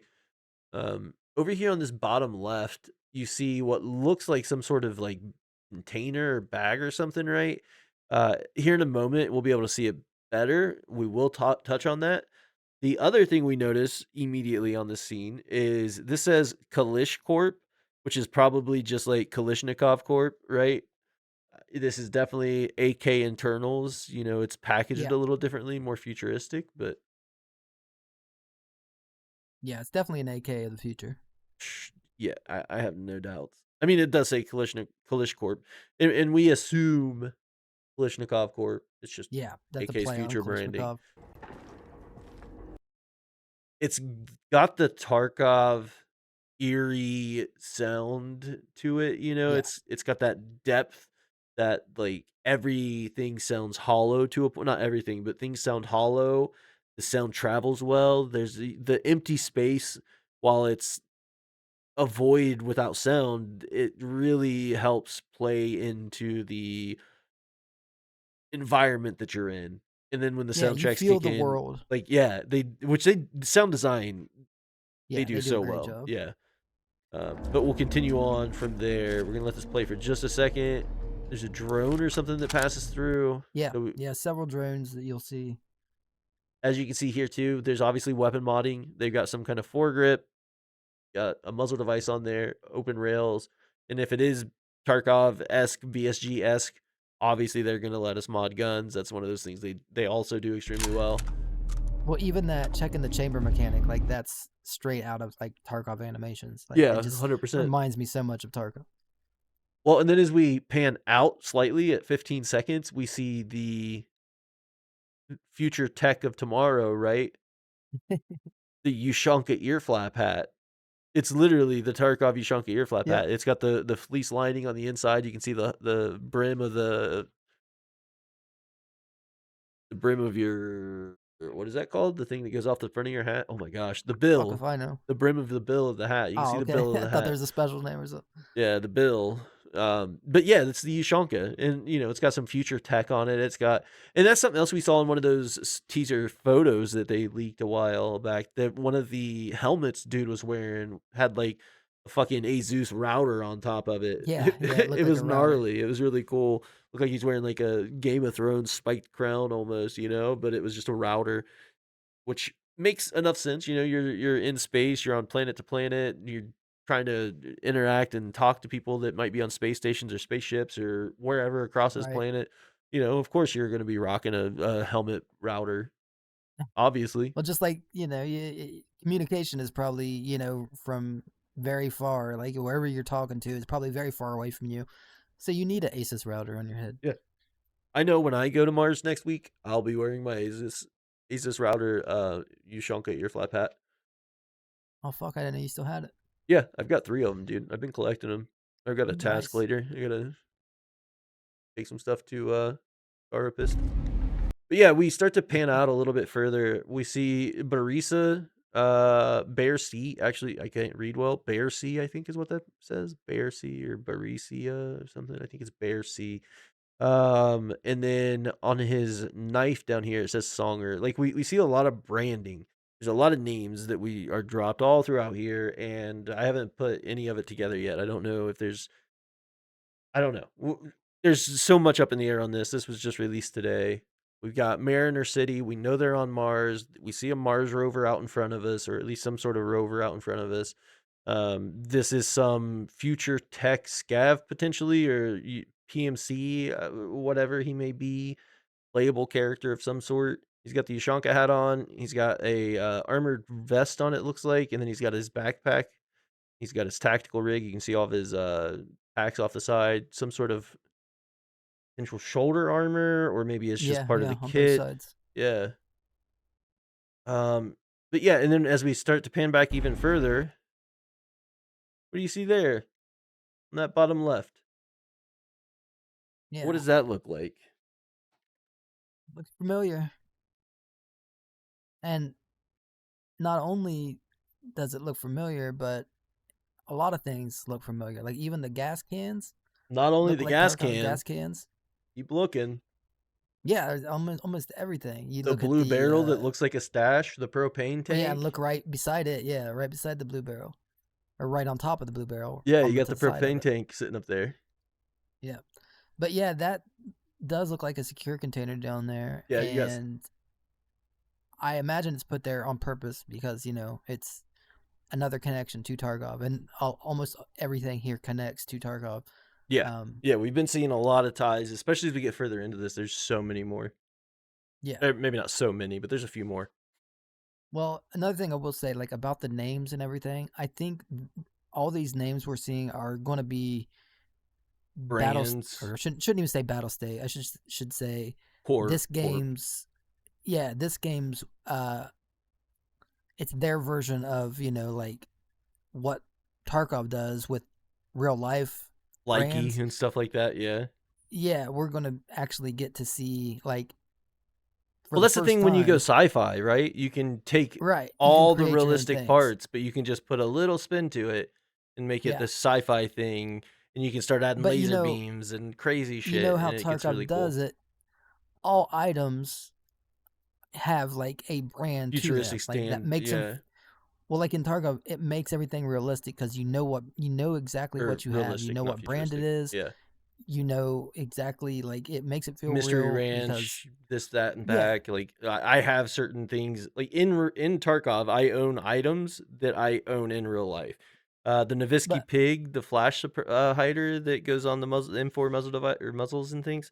That's on my M4 or my AR. You know what I mean? Like I have real parts that I yeah, and have in it's Tarkov. cool to It's see just that. really cool. Yeah, But in this universe, it's going to be probably like, okay, it's the same thing, but it's stuff that they get to make up as they go. But it also ties into, you're probably going to have traders, and those traders are probably going to have branded items. Certain traders probably going to carry this brand and this brand and this brand. And that's probably, why we see branded everything. It's probably going yeah. to play in this just like it does in Targo. I wouldn't be surprised if that's how it works at all. I would honestly kind of expect that. Yeah, yeah, I expect it Assuming too. this is either a single player or multiplayer, somewhat open world exploration, potentially horror style game. We don't really know yet, but just going off context clues and what we see and hear and how it kind of feels, I'm assuming there's going to be some horror elements to it. I'm wondering if this is like a PvX shooter, like a PvEVP style shooter where you have players in raid. I don't know. It's just so hard to think of anything outside of Tarkov that they could potentially be making. And then you see the Well, tie-ins as well, and it just kinda cements more and more, like, is this just another Tarkov, like, extraction shooter style game, or are we getting a single player, like, real full dive story system? Like, a lot of questions here. yeah, and it's hard to tell. I mean, it's definitely going to be in one of those fields. And that secure container looking thing, like that looks very much like either the beta or the epsilon, or Yeah, it's definitely one of the even the early ones. alpha, Yeah. yeah. Or what was that one that never did come out that we heard about? One with the Which I guess G? it doesn't look like that was a huge one, the Omnicron or something like that. Oh, yeah, Omnicron, yeah, yeah. There Forgot was about one that that. they showed, and it was a huge one. It was like a 12 slot container, and I don't think we've ever seen it, but that definitely resembles a Tarkov secure container. I wonder if the worlds are gonna be fully traversable. I mean, if you look at this picture even, like, we'll zoom a little bit further out. Yeah, the scale is crazy. Um, But you have, when like, all kinds of oh, you go further. Go ahead, finish your thought. well, I was just gonna say, before you zoom out, when you're more within the like first person shot, the stuff that's ahead of you, when you look at like everything that's out there, look at Yeah, that. yeah. Like Well, that's what I was that gonna is say, crazy. is you have this whole city that we can't see once we got so far into the video, you can't see it anymore. But yeah, there's this whole fucking city out there, and then not only that, you have mountain ranges in the back, you can see, like, a mountain peak potentially coming up here. There's lights on, it seems like it's lived in. It seems like there's stuff going on. Not only that, Yeah, but in the website, as you go through some of the puzzles and you progress like the story there, you start seeing that they talk about citizens unaware of anything that happened, the quote unquote event that took place, blah blah blah. So there's mention of people living in these areas. We're on Mars, and as we zoom Yeah, out there's a courier further, service. Like there's a live yeah, and well yeah. courier service, so that means things are being shipped around, like weapons, and Well, and you see the there's drone just fly definitely by, and then we see another drone, and then as we continue to zoom out, you'll see more and more and more. It just becomes very obvious. But like, yeah, the scale here, like you were saying earlier, just like the size of these areas. yeah, and it's just in a couple craters. Like that's one crater that has Yeah, all that inside of it. yeah, and you can see like there's obviously some way to path up here and start like traversing up by all this stuff into these areas. I mean, this could also be an RTS. Could be, but I doubt it. Um, but what's crazy is you see like the war torn areas, so it's like it shows you how far into the future this is because Yeah, people have already colonized Mars and built structures and already have wars and got destroyed from the wars. Like yeah. Look it's at all very far the into the future. cars and stuff that were on the highways that got destroyed. That looks like potentially a tank or something. There's massive highways that lead all throughout Mars. There's little stops in housing and construction, and Yeah. there's like Then there's little dirt roads fabrication and all even. this stuff. Yeah, then there's access roads. There's what do you call these, like factories, but like labs, laboratories, things like that. There's Right. stuff everywhere, and as we keep zooming out, it just gets the scale gets larger and larger, and then you start to realize like, oh, this is just the outskirts of this one city, and oh shit, the city expands all the way over to here, and then oh wait, there's a road that goes out this way. It's just absurd. It's so Now, huge. is that like a preview of the map select screen? Like if it is like Tarkov, is that's what it's going to be like your Tarkov map when you're looking at it from zoomed out? Is that what that is right there? Like maybe that's our first look at the different locations you can choose to go. Oh, like lab A, lab B, Yeah. fucking city standard. I don't know. Yeah, because we started in that little crater and you seen how huge that was. So all these craters are technically huge. So it's like, That's true. Yeah. And if this is our playable area for this, I could see that. Are well, they and gonna go imagine with that same route? you're gonna have underground and stuff above ground, and like it's gonna be like True. Each massive. building has explorable floors, and yeah. Well, and then as we continue, right, we pan out even further, and we're in the atmosphere now. We have this Yeah, ginormous space station here. We have drones and satellites and all kinds of stuff satellites just and taking drones. up Yeah, airspace. But yeah, but look, that's so the crazy thing is Mars has an atmosphere. Mars has an atmosphere. Mars has a space station sitting above it. And as we pan out further, you'll see more, and it'll kind of divulge a little bit more and show just, you know, more stuff that we can mention. But to stick on this for just a moment, is this just a central hub that has our transport stuff? Because as you were saying too, we work as a or for a courier service, and we are essentially delivery boys, or Yeah, at least we package were in that handlers or preview. whatever. Yeah. So Right. are we just going from hub to hub, exploring each location on the maps? There's just, dude, there's so many Or is questions. that like our hideout? Is that going to be like our hideout? That's where That's we go entirely when possible we too, and over time you can you know what I mean? expand it and grow it and make more Yeah. money and build an empire of this, that, and the other. Maybe each space station above each world is a map, or is a hub for us, that we can trade and do Right. things out of, and that kind of stuff. Maybe it's only all on Mars, and the goal is to get to the space station, and the space station is Yeah. like a lab style map that is the high end PvP area or something like That it. was my thought. Was like this was all on Mars. That's gonna be like our hideout. We get to go down to the ground and like farm gear and items we need, bring them back to the space station, add on to the space station. Like I could that see was it. my thought. But That would be who cool. knows? Like Well, let's go a little bit further so we can see more of what's taking place here and kind of get an idea of the scale of what they're thinking they could potentially do with this game if we just try to not think Tarkov related. well, pause right there. Those are roads all the way past the mountains, correct? On the On the right right? side, yeah, that's Yeah. one long ass road. There's even And something then there's over a here little to the city right. there. Yeah, Yeah, and then the there's further something you out, you there. see a little more. We So it's were like, looking at like right here in the middle, right yeah, above the we were. space station. Yeah. So this Well, is and you potentially see like this road that cuts stuff through here? everywhere. You got this Yeah, and see whole the lights and stuff down there to yeah. the left. That looks like an active city. That looks like one that wasn't like destroyed. That's true. That's the other half of it is this, right? So let's pan out a little bit more. Yeah, that is an active like that whole side of the map is like basically like Lit Earth. up. Yeah, it's lived in, fully lived in. So that brings another question: is this another area we can traverse through and to and start exploring? Are these potentially map locations that we load into? Are these locations that are just for story purposes and we don't actually load into? We just see them as we like traverse from space station and out and back Well, into the raids and it's cool because it lets you know there's are thriving cities yeah, like yeah, right it's there on cool Mars. on So it's Mars. not like Yeah, all destroyed and desolate like where right. we actually see our character. So that's pretty cool. That gives you like two different like areas basically. Well, it kind of brings to question too. It says they went to specific locations on Mars and checked certain anomalies and numbers and seeing about the event that took place, right? I'm wondering if this is what they're talking about is like, oh, the population is unaware of anything that took place and they just wiped out the entire other side of the Mars, you know what I mean? Right. They have no idea what's on up the planet a little ways.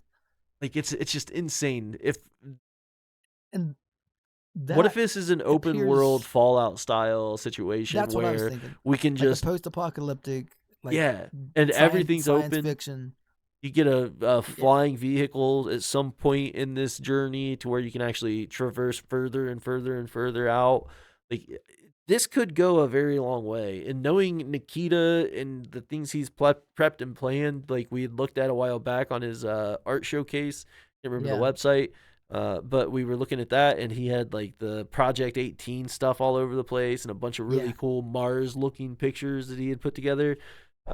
It's just I Yeah. don't know, and hey, maybe this is a hub based load into a raid, survive, extract, get out into your hub, unload your shit, and do it again type situation. But this could also be just a ginormous open world, fully explorable, very narrative heavy game. I mean, Yeah. it's possibilities are endless right now. We don't know much I other would than be what we're okay with seeing right that. now. I think I would. I Yeah. don't think I would mind a single player BSG Yeah, I experience. wouldn't either. I would love to have a single player BFG experience. And then you look at all that debris from the ships. It looks like there was definitely like some things that have fallen off where people Yeah. were fighting and debris. And then you got that spaceship there. Well, and And that's this also tells me that the gameplay could go as far as what we're seeing here, where we can get spaceships, we can explore further than just Mars, or maybe the spaceships are just to travel to different side of Mars. You know what I mean? Like yeah, it could all be encapsulated on one planet, but we get a little traveling space travel, right. to get to different places, and we can make a ship, and we can like upgrade it over time. Like it would be crazy I just to think have the that BSG touches on something like that. yeah, and I don't know if they would like really flesh out these ships in the way that it looks like they have detail wise. I mean, you've got a bunch of moving parts, things that are breaking off and flying around. Sure, maybe just for this trailer they took it a little extra, but at the same time, I to take the time to design the ships and go this far in depth with it. I feel like Well, the ship traversal or ship play of some sort, like we're gonna be on spaceships, we're gonna be doing something, yeah, and I would like to see us be able to raid them. Potentially fly our spaceship and dock on theirs, take over that ship, grab their supplies, type stuff. Like similar to how the Space Tarkov game that came out a while back, Marauders. Marauders tried to do, but with the Yeah. BSG spin, because I think that makes a big difference. The developers that make the style of game are really going to be the ones that set the Well, plays in motion here.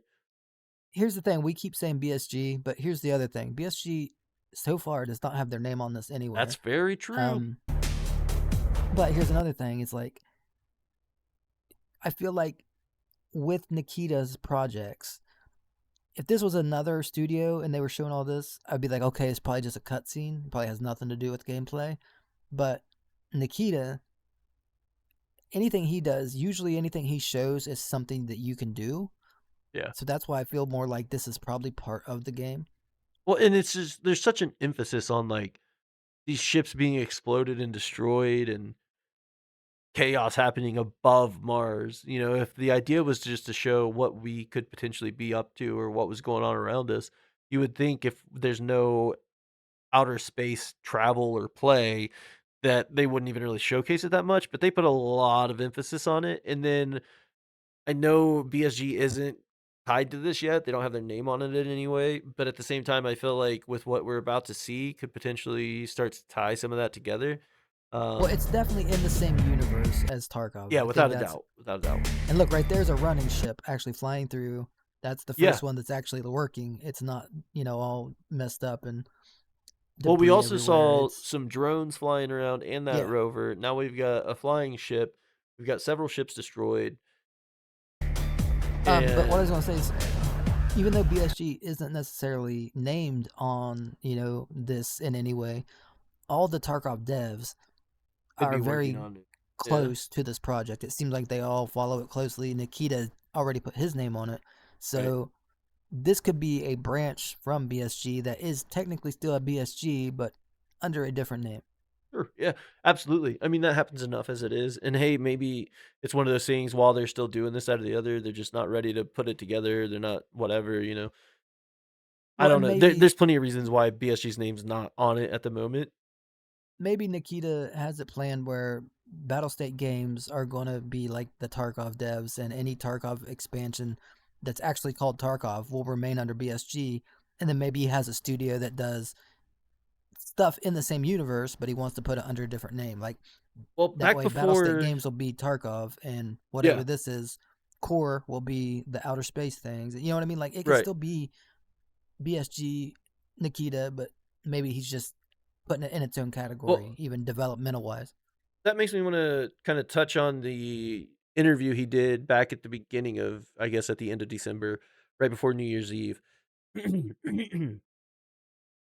Battlestate Games wants to get into publishing.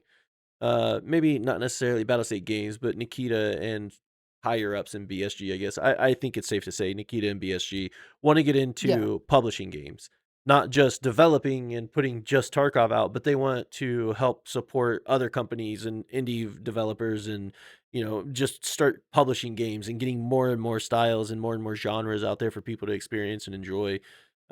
So it's one of those things where I could see that. I could absolutely see Nikita letting BSG just work Tarkov, do everything Tarkov needs for the next 5+ years, work on the next iteration of whatever may come after Tarkov potentially, and just hire on teams that are capable of building the game that right. you want to see Give built, them your idea, give them your vision, and put them to work. let them continue to work under their name, but with BSG's lead as kind of like Yeah. the storyteller. I do wanna point Um, out in that same interview, Nikita did also say that if he could design or create any game at all, what would he wanna do? And he specifically said he wanted to design RTS. He is a big RTS fan. So I don't think it is, but I wouldn't be, like, completely shocked if they said it was an RTS.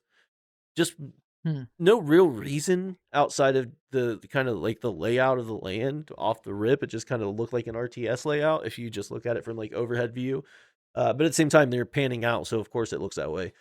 So I don't well, know, like but, like, I don't think it's gonna be that. I think it's gonna be a heavily open world, story-driven exploration game. I genuinely think that's what we're looking the at. animations and the character in first person just seems to scream first person shooter, Right, right. but maybe it's a mix. Maybe you have some RTS mixed in with some missions where you go down on the ground and you're in a first person perspective, and your Yeah, RTS is when you're up like on your ship, and that's what I was gonna they say, could yeah. do certain things. Yeah, Yeah, you can, like, set missiles to go certain places, certain times, set certain, right.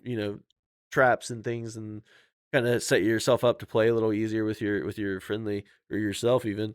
But this is what I love about Nikita and Battlestate Games and just what they do when it comes to teasers. They're top That notch. picture right there that you Is pause on is gnarly. so cool. That is Yeah. an awesome screenshot. Yeah, I agree. Look at Um, the astronauts floating yeah, in the just floating background, through. and Well, let's pan a little bit further because we get another tease that kinda ties Tarkov in. There's another look good at look that at one of gun. the That's a guns. cool like Yeah, futuristic rifle. yeah. No idea Looks what like it an is. SVD, like a future SVD. That's what I was kinda thinking, maybe some sort of sniper. It's Yeah. got like a really long bolt bolt carry group, whatever you call it, the chamber location. I don't see a magazine per se, but with futuristic weapons, it could be anything. I mean, it could be this top little Right. area that they That dump yeah, ammo top could be into or it. Yeah. something. I don't know, but this looks Or really it could be a cool. laser gun that doesn't take a magazine. It's just like That's a true. little It's just a fuse battery core on it charge or or something. core, Yeah.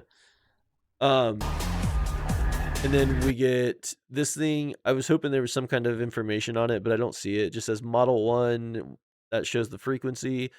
119, it's initializing whatever this means, 223. I kind of thought that it was coordinates because as it moves, they change. Longitude, And it's got latitude, like the maybe. radar on it, like they're Yeah. searching for something. And what's cool about this whole thing is this is showing a fight. This was all this stuff scattered from a fight that happened. So you're seeing the remnants of this fight, Yeah. which is really cool. It is. It is. It is really cool. I like it a lot.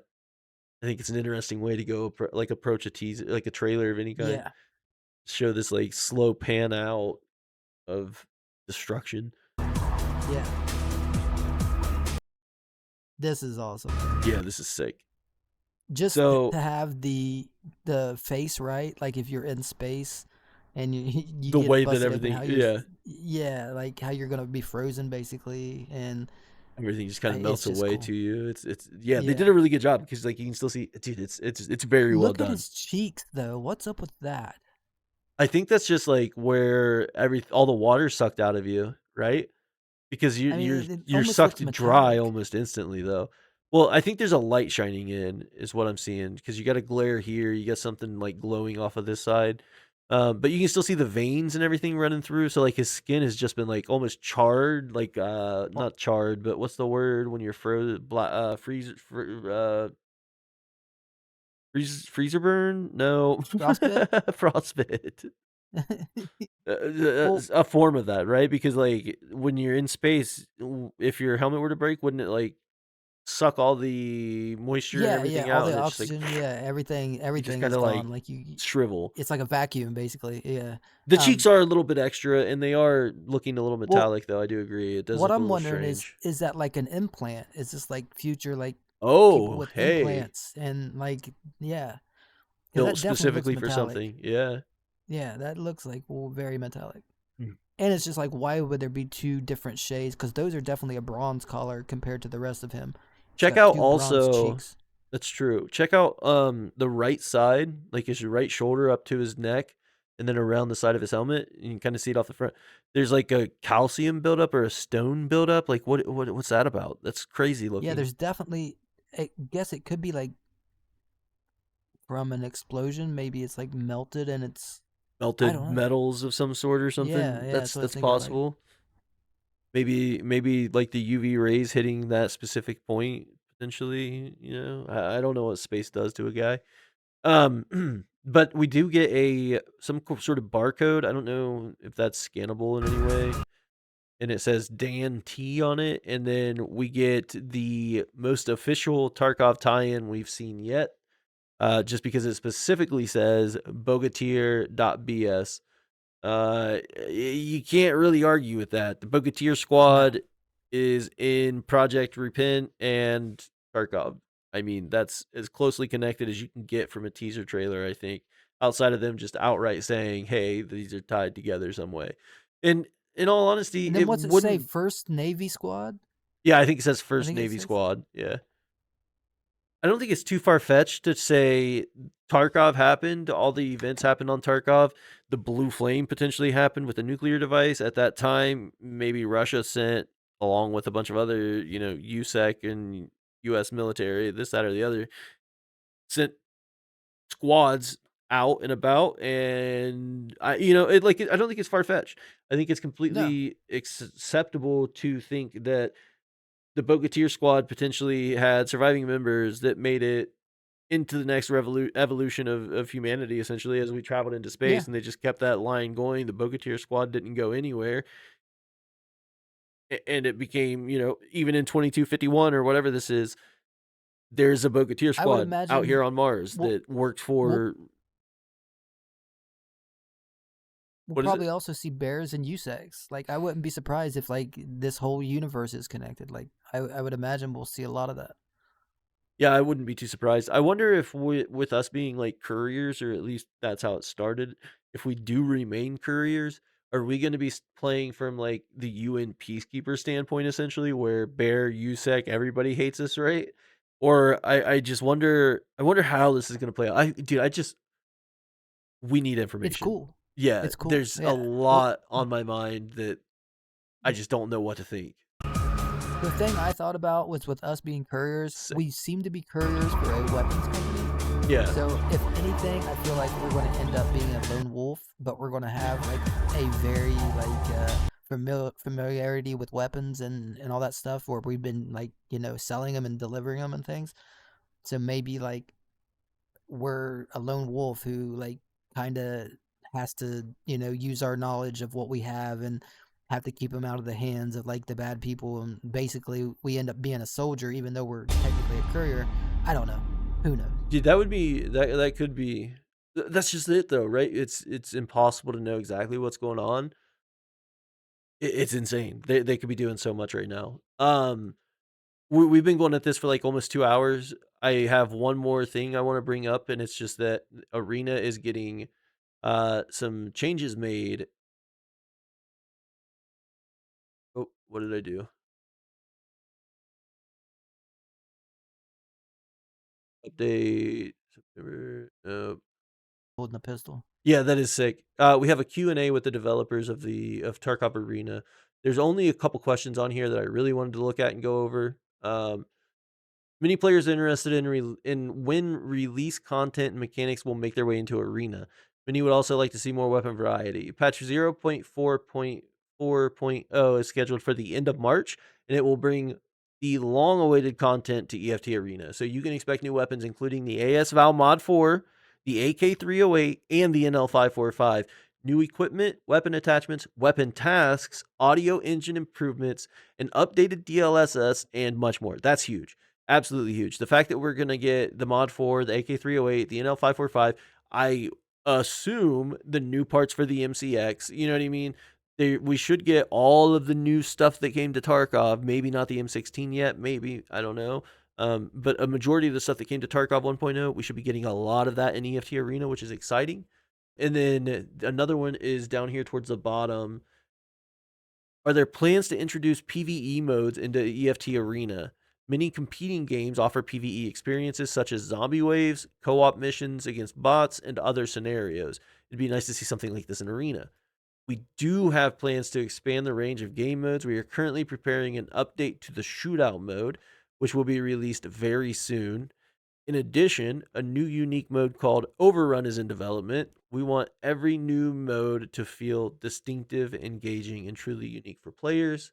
And this one right here, which I think is pretty cool. There's a lot more. There's a rework to the weekly task system, rework to the daily tasks.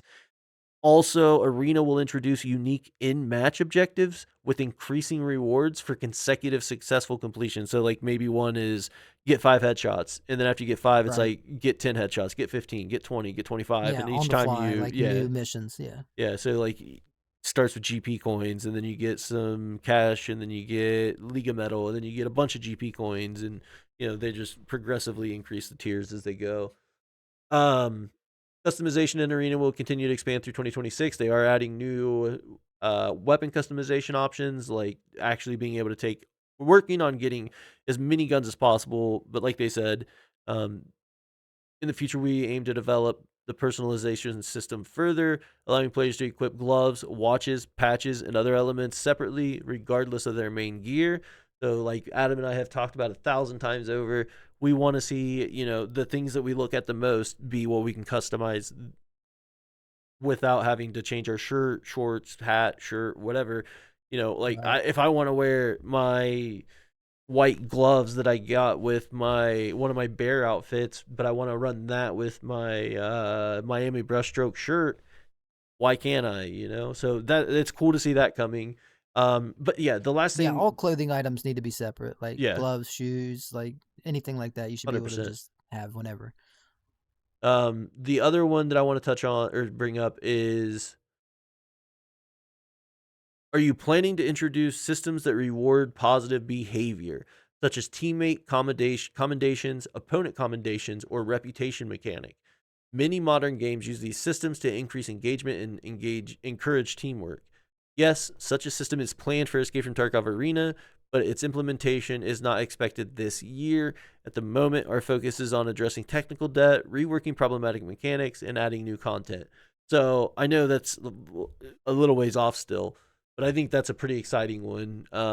Having something in the matches to where if you're a solid player, you're friendly with your teammates, you're not toxic, it shows, right? So Right.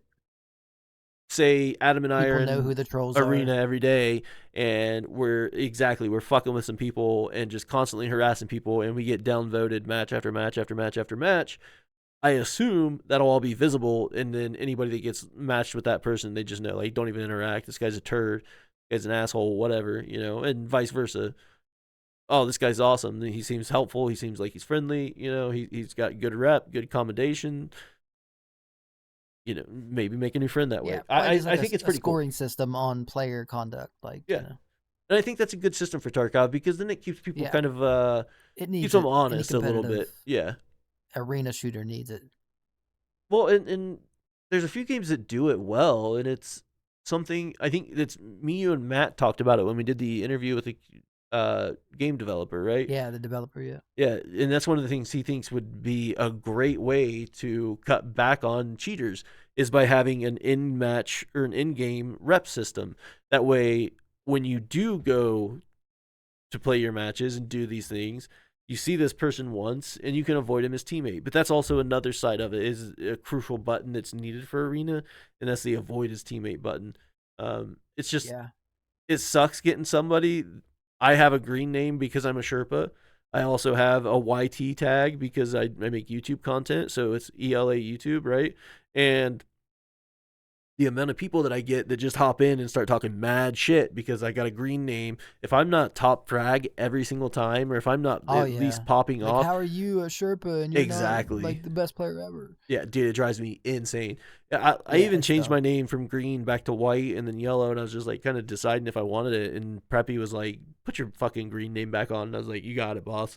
So like most of the time, it doesn't bother me, and sometimes it just feels kind of like I'm maybe shouldn't have it on, just so people don't act a Right, fool and start talking shit. And like I've had people immediately see me as a green name and just start dropping slurs, right? That happens pretty right. frequently too.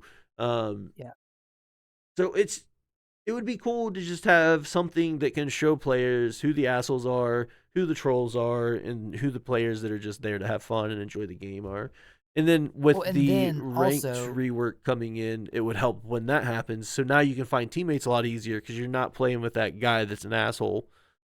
well, that's what I was gonna say. Have that factor into the matching system where trolls are matched with trolls, good players are matched Yeah, with good players. yeah, It would just make the game so much easier. If you want to be a troll and an idiot, guess what? That's who you're gonna play with. Then that's all the people around you are gonna be you.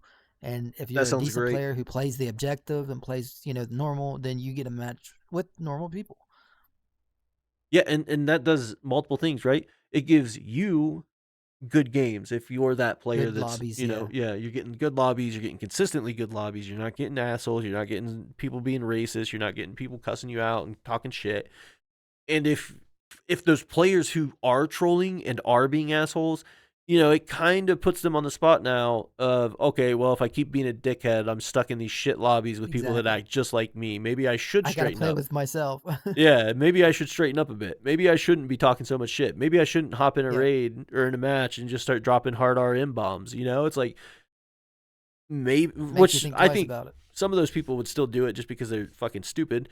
But I think Right, but it's awesome because they'll get punished because that's what they're exactly, going to have is lobbies that are only that. So it's like that's what they deserve. If that's how they want to play the game, then congratulations, you get those kind of lobbies. yeah, perfect. It's exactly how I feel about it. Yeah. Well, and then Yeah, me too. I think it would turn a handful of people around. Like there are plenty of people who will probably get frustrated and start shit talking and start doing this, that, and the other. And here and there, you probably aren't going to get dinged too much for this negative behavior. No, it probably had to be pretty excessive. Yeah, but I would imagine even just a few dings and you seeing that you're not ranking up your reputation. Instead, it's downranking a little bit, or it's staying stagnant. It's like, oh well, now my ranked matches are going to be rough because I'm not a friendly player. I'm not a good player, or whatever.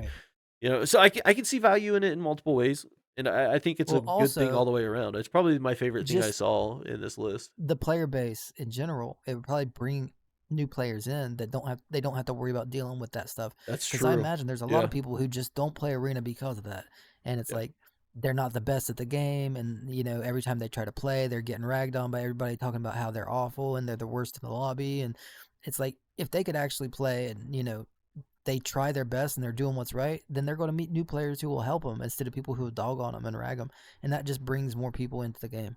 yeah.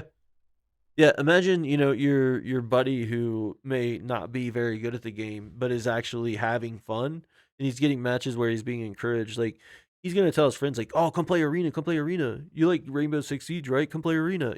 Instead of the Right. other way around, where it's like, "Well, I'm probably not gonna keep playing arena, dude. I get shit talked constantly if I'm not doing well, and I'm at the bottom of the board some games, and I get yelled at for it, and people are really Yeah. toxic, and Well, you know what I mean? Like, it's discouraging." that's already what people think. Like I've talked to Yeah, so many people who, when you talk about arena, they're like, "Yeah, it's a cringe fest, man. Like I don't even want to play. right. Like it's just constant like shit talking and people trolling, and It's that's frustrating. not a good reputation." No, no, especially when you're trying to, like, break into the esports scene and you're trying to, build Exactly. Tarkov into some or Arena into something more than just Tarkov's little cousin that, you can play repetitively for fun.